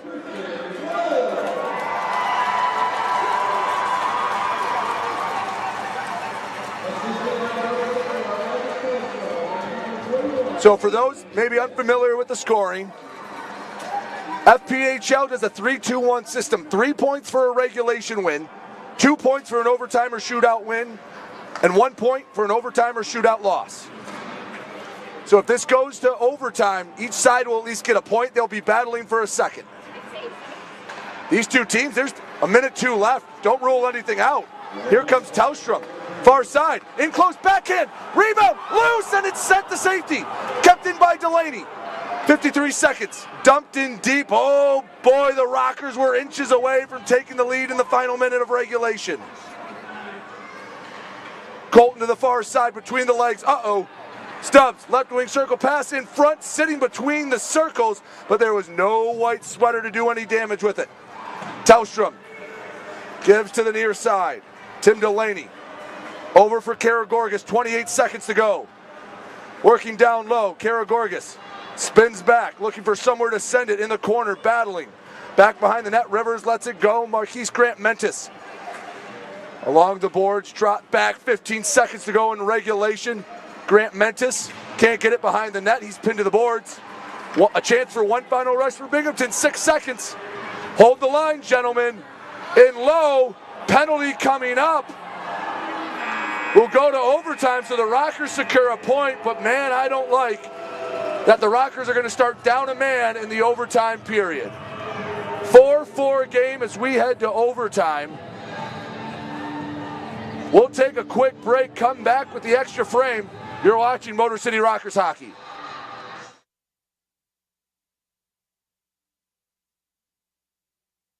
Avery Smith with Motor City Rockers. My favorite thing about Crunch Fitness is their free weight section. Bench press, dumbbell bench, I'll do rows, about anything you can think of. I'm Chris Buys. We're currently on the IR. Crunch Fitness, it's got a lot of machines, weights, super beneficial for PT, for my injury right now. They got a nice turf over there too, which is super helpful. It's Georges here. But one thing I really like about Crunch Fitness is the tanning beds. Rain or snowstorm outside, I don't miss a day in the sun, so I'm always hitting my nice bronze color. 106.7 WLLZ. Detroit's Wheels is classic rock that rocks. Metallica, Guns N' Roses, Aerosmith, AC/DC, Pearl Jam, Ozzy. 106.7 WLLZ. Detroit's Wheels.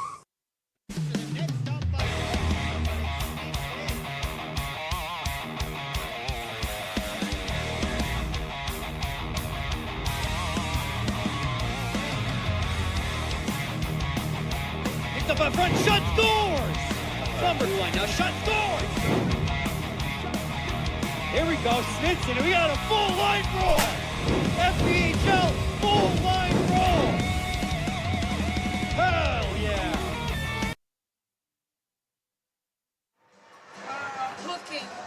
Back here at Big Boy Arena, we're getting ready for overtime. That's the good news. The bad news, Ryan Rotundi will start overtime in the box 2 for hooking. So here's how overtime normally works.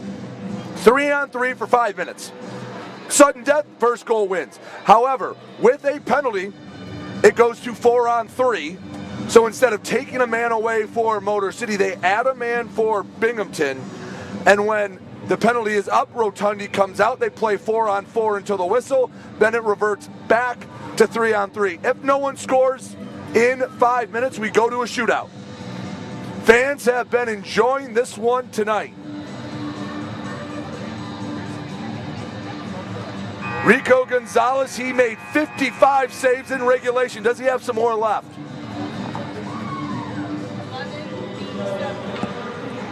$1,187 Rocker fans have been enjoying this one.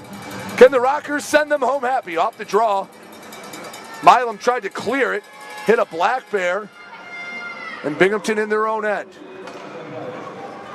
Feels like Motor City in survival mode. At the point, Bond. Left side shot slides wide of the net. Kept down low by Kirkby. Back to the point, Bond. One-timer into the glove of Gonzalez. 56 saves for Rico.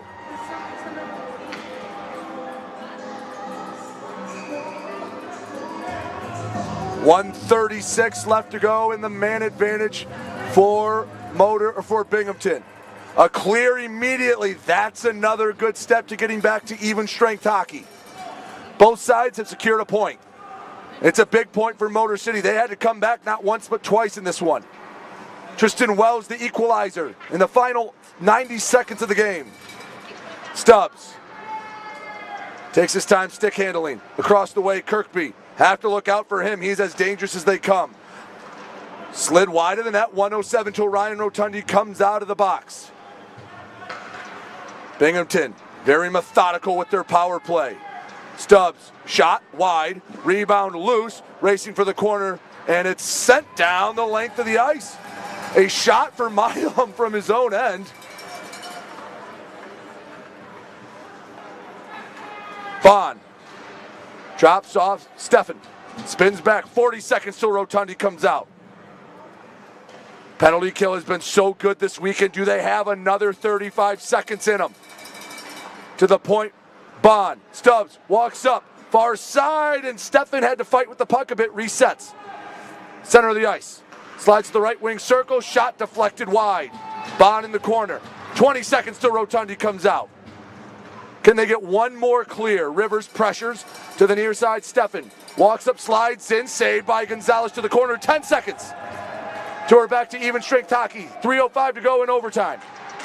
Down low, 3, 2, 1. Here comes Rotundi. 4-on-4 until the next whistle. Down low, look out, saved by Gonzalez. It hopped over the net, and the net came off the moorings. We go back to 3-on-3 and the Rockers penalty kill. Coming up, aces again. Draw comes to center ice. It was Binghamton that knocked the net off. Smith, Grant Menace, Colton for Motor City. Kirkby, Yates, and Anderson out there for Binghamton. 2:52 left to go in overtime. Who's got the magic touch tonight? Off the draw. Puck loose in neutral ice. Grant Mentis controls it. Slides it. Avery Smith with the game. Rebound, and it's loose. Feed up to Anderson. Kirkby. Pass across in close. Backhand save. Kirkby has the rebound. Colton pressures him off the puck. Kept in by Gavin Yates. Halfway through overtime. Avery Smith had a chance. Egbert stood tall when he needed to. Puck loose. Grant Mentis racing for it. Picks it up at the blue line. Takes a shot wide of the net. Nice job by Gavin Yates. He played the angle. He knew he couldn't beat Grant Menace to the puck, so he took the correct angle and got in the way of his shot. I don't think Tyson Kirkby's come off the ice in overtime for Binghamton. Matthias Tellstrom, Josh Colton, and Eli Rivers out there for the purple and black. Colton making a change as Tellstrom walks it up. Drops it off. Tim Delaney, he had a goal. Slap shot, rebound, juicy between the hash marks, but no one for Motor City there to take a whack at it. Steffen, near side, gets around Delaney, backhand save by Rico!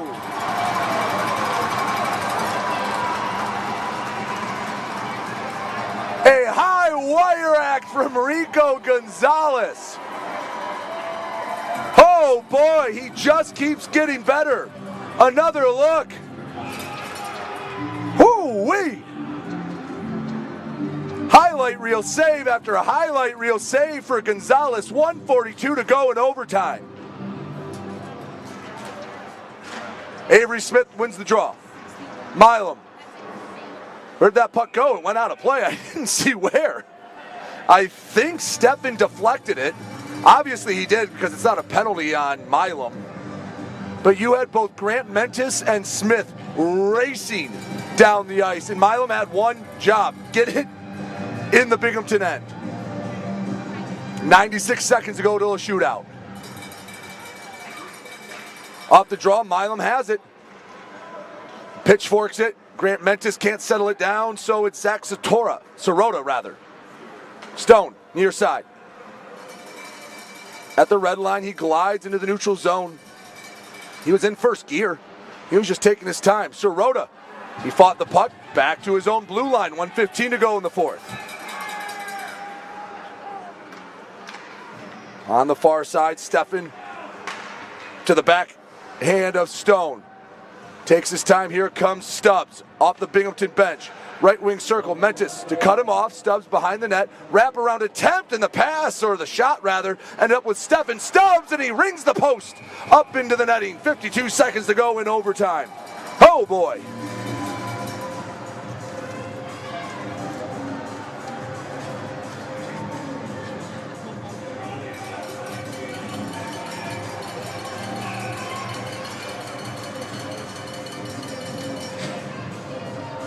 Rockers have not won a game or lost a game in overtime yet this year. It's been all going to the shootout.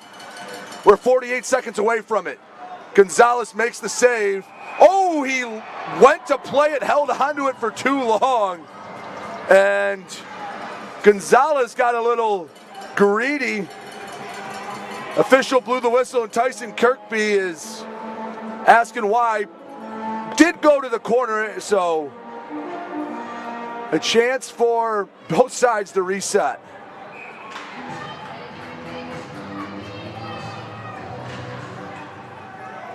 Off the draw, 40 seconds to go in overtime. Tellstrom tried to poke it away. Bond spins in the far corner. Taking his time, looking for his captain, Kirkby. He hasn't looked at the net. He's taking a whole trip around the zone.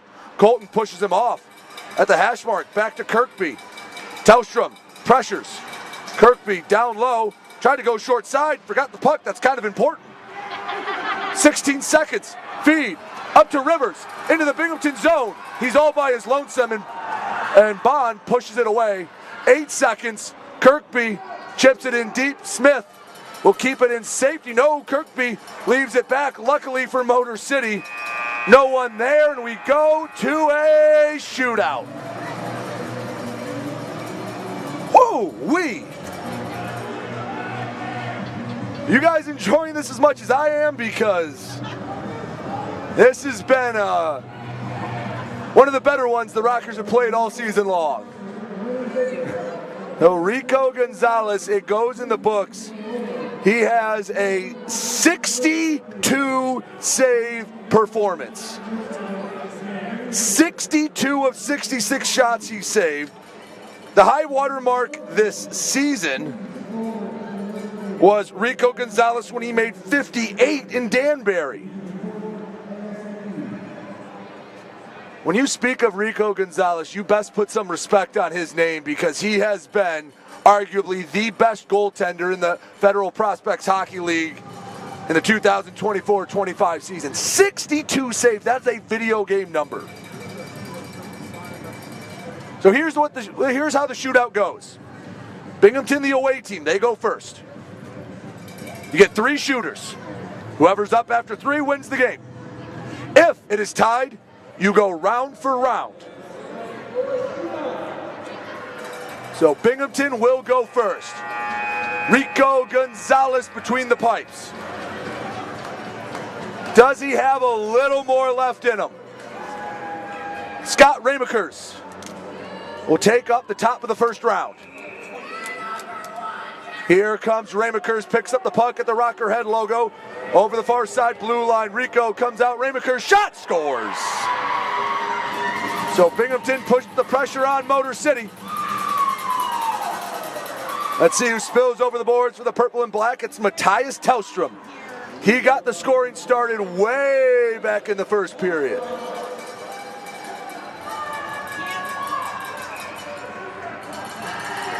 Here comes Tellstrom, near side to even this one up. Tellstrom saved by Egbert, and now Binghamton can really put Motor City in a bind with a goal here. Captain Kirkby comes out.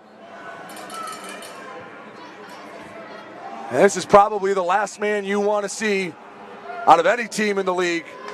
And Binghamton can go up 2-0 in the shootout. Kirkby, saved by Gonzalez, got the right pad on it. Can Motor City even it up? Eli Rivers, he had a game winner in the shootout earlier this year. Can he even this one up? Eli collects the puck to tie it in the bottom of the second shootout.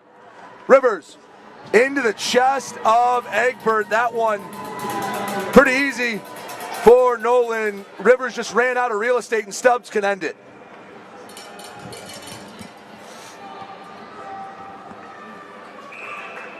CJ Stubbs with the game on his stick. Rico have one more in him. Backhand, scores, and Binghamton takes it. The Rockers fought to the bitter end, but in a shootout, CJ Stubbs, backhand game winner, gives Binghamton the win, and 5 points on the weekend. A tip of the cap to the Motor City Rockers. They played their tails off, earned them a point, but that's all they'll get. We'll take a break. We'll come back and we will recap this game and wrap up the broadcast when we come back here on the Rockers Media Network.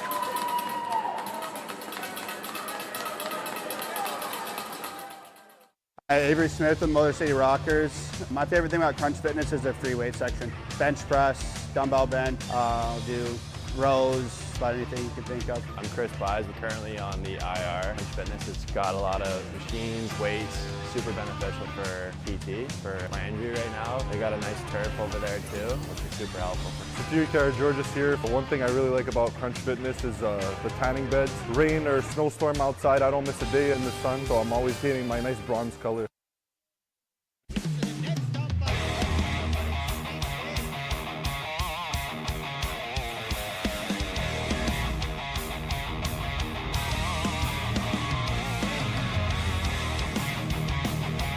Up in front, shot scores! Cumberland now shot scores! Here we go, Snitson, we got a full line roll! FPHL full line roll! Hell yeah! 106.7 WLLZ. Detroit's Wheels is classic rock that rocks. Metallica, Guns N' Roses, Aerosmith, AC/DC, Pearl Jam, Ozzy. 106.7 WLLZ. Detroit's Wheels. Binghamton knocks off Motor City in a shootout 5-4. The Rockers went toe-to-toe with the league's best, threw everything in the kitchen sink at them. They came up short in a shootout. 5-4 Binghamton on top. Real quick, we'll recap the scoring. Tellstrom and Rivers got the scoring started on a power play and a shorthanded goal, respectively. It was 2-0 Motor City, but then 3 straight Binghamton goals. Kirkby, Stubbs, and Anderson in that order. 2 on the power play. The latter, even strength, made it 3-2 Binghamton. Motor City evened it up. Tim Delaney's first of the career. Congratulations to that young man, a well-earned goal. And had a big time with about 8 minutes into the third period, evened it up. But what looked like the back-breaker, Christopher Mott, scored 15:37 into the third period. But Tristan Wells from Matthias Tellstrom and Avery Smith with just 92 seconds left on the scoreboard evened the game up. 82 seconds, if I can do my math correct. 82 seconds left, tied it up, and the Rockers go to overtime. They earn a point. No one scores in the extra frame. And then Binghamton in the shootout. Scott Ramakers and CJ Stubbs scored. Matthias Tellstrom and Eli Rivers are both denied, and Motor City falls at home 5-4. But a tip of the cap to Rico Gonzalez, a 62 save effort for Rico. He was absolutely sensational. Unfortunately, it only earns the Rockers a point. His team plays hard. They play to the bitter end. They're a reflection of their coach. I think they have taken strides, but just a step or two short tonight against the class of the FPHL. Thank you so much for spending your weekend with us. I've been Brady Beaton for the Rockers Media Network. Rockers next week are on the road in Danbury. A couple big games up there. The schedule does not lighten up before we return home back here at Big Boy Arena for the first of a home and home with the Port Huron Prowlers on January 24th. Hope you join us. And then the 25th, we're back up at McMorran Arena. So 3 of the next 4 coming on the road for Motor City. The next 2 in Danbury, and I hope you'll join us when we're back here against our rivals from Port Huron for the Battle of I-94 presented by Cider Boys. Once again, your final score in a shootout, Binghamton 5, Motor City 4. Hard-fought win for Binghamton and a heartbreaker of a loss for your Rockers. I'd like to thank Christian Jackson and the Park Avenue Productions team. Tyreek Tate on the camera and graphics did a great job, and most importantly, thank you for making us a part of your Saturday night. Talk to you in a couple weeks. Thank you so much. Hope you all have a safe and wonderful weekend.